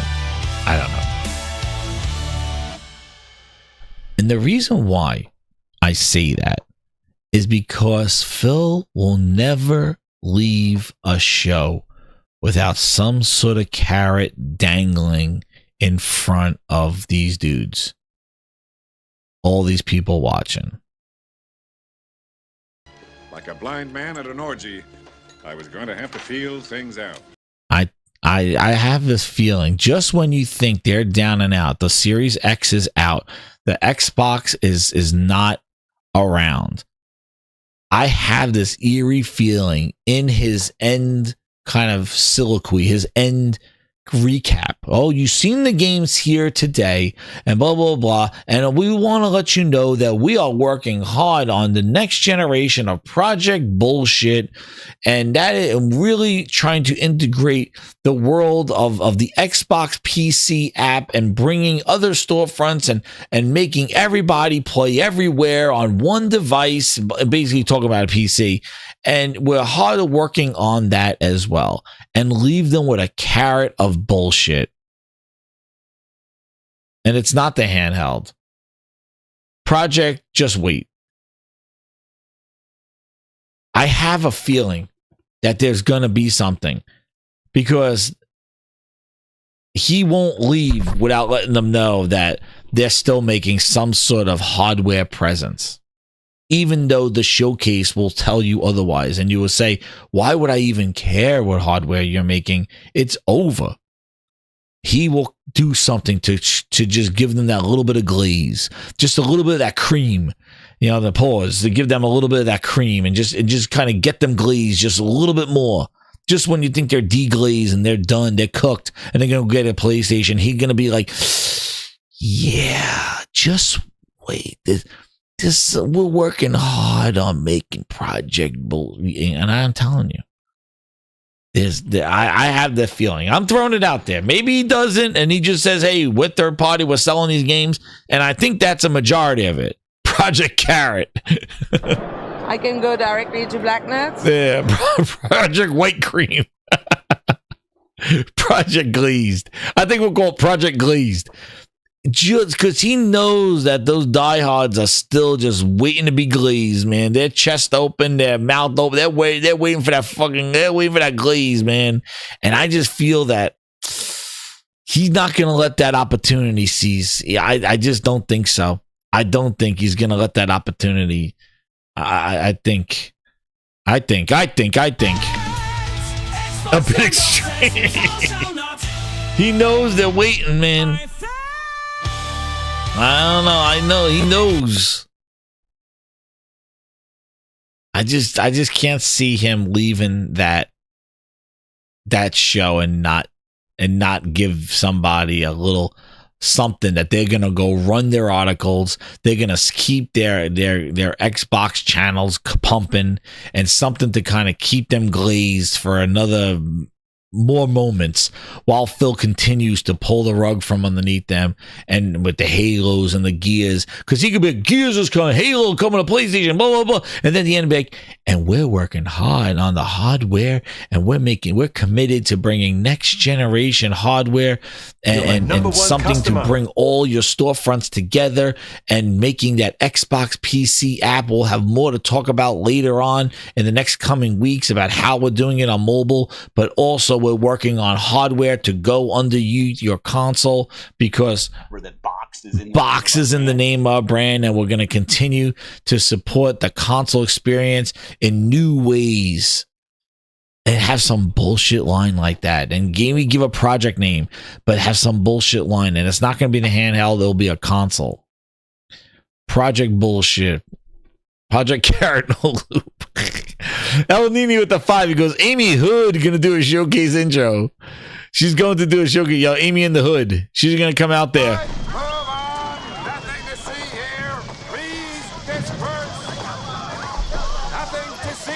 Amy in the Hood. Yo, El Nini, Amy, thanks for the 5. Amy in the Hood's gonna come out there and she's gonna be like, where's Phil? Phil couldn't make it today. I'm Amy in the Hood. And just want to let you know, all our games are PlayStation and Switch games. Thank you. Good night. Here's the Outer Worlds 2 trailer.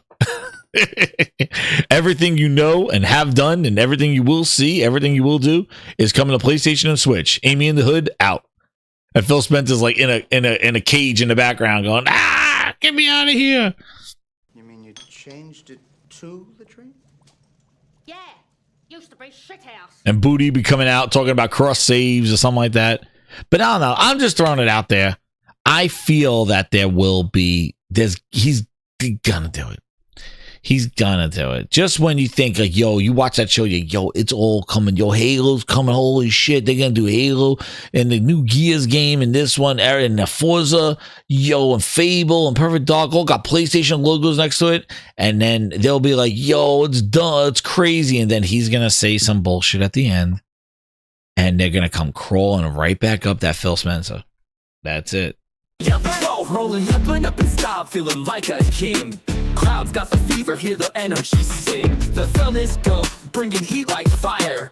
Xbox signing sections, taking fans higher. From city to city, we're lighting up the night. Controller in hand, he's a gamer's delight. Screens flashing moments, never gonna end. World tour, epic Xbox fans ascend. Phil is go on a global spree. Autographs and high fives, so carefree. Everywhere we go, they know his name. In the gaming hall of fame. From Tokyo to Paris, every game has a cheer. Fans lining up, cause Phil's finally here. Cosplay contest, it's a gamer's dream. Living the excitement, riding the beam. Electric vibes in the air, can you feel the beat? Xbox logo shining, oh it's so sweet. Every concert, every stage, and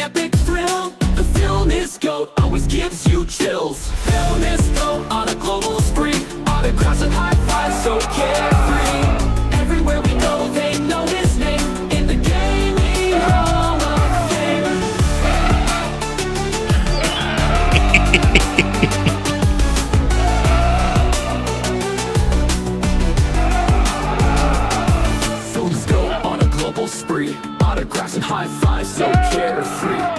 Everywhere we go, they know his name in the gaming hall of fame. From Tokyo to Paris, every game has a cheer. Fans lining up cause Phil's finally here. Dude, I don't know. I just can't see. Yeah, we will see. But as the week develops, we will find out and see if we get more hints and see more announcements. So keep it locked here to the Gaming Grindhouse. But those are what I got for you now, just thinking about it. And we will see. I could be totally wrong. Again, I have no insiders. I'm just kind of going off my gut feeling and what I've seen them do in the past and just how they do it. And, I'm really interested to see how they approach this because they're right neck deep in the water right now. And with the sales and all this other stuff and the PlayStation sales going on right now, like their console is overpriced now, the Xbox console overpriced, and all their big franchises going to PlayStation.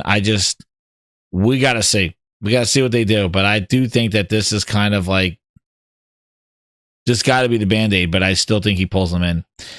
But Grinders, I want to thank you again for all the likes, shares, super chats, and for the VIPs. Thank you again, Grinders. And I'll leave you with a little tune here as we head out. We'll get the major song there when we hit the goal there, but definitely thank you again for everything. I really appreciate it. So I'll definitely give you your little jingle here for the night, but this is not the song that will be going out there. But keep grinding and hit that like button. We got a lot of videos coming this week. I'm gonna be doing a lot of videos. I'm gonna be interested to see what's coming on, and keep it locked here to the Gaming Grindhouse. And Phil Spencer, take it away. You know what? Let's just take a look at this image. I think we're gonna end on a Groban. I think we need a Groban right now. Let's do a Groban. We're gonna leave with Groban. Groban, take us away because it's a little subdued as we watch Xbox how they're gonna roll out this showcase. Grab your controller, it's time to compete. There's no competition. Xbox, take your seat. We're always last in the race, and we will always be beat. Then spend more cash, make ourselves complete. Yeah, we need $80 billion. Gotta make a splash to be relevant. We'll go all out, no holding back. Led by Philness and Booty, we'll bring the games everywhere. No more sucking, it's time to show we care. Let's start by bringing Penament. Sea of Thieves, Hi-Fi, Russian grounded games over to PlayStation and Switch. And we will say that exclusives don't matter anymore. And then wait when we get Starfield ready for the pitch. Big Booty Bobby and Lulu walked out with the bag, and now we're left with all these IPs. What the hell are we supposed to do? Xbox can't compete as they are getting washed in console, crushed in cloud, and now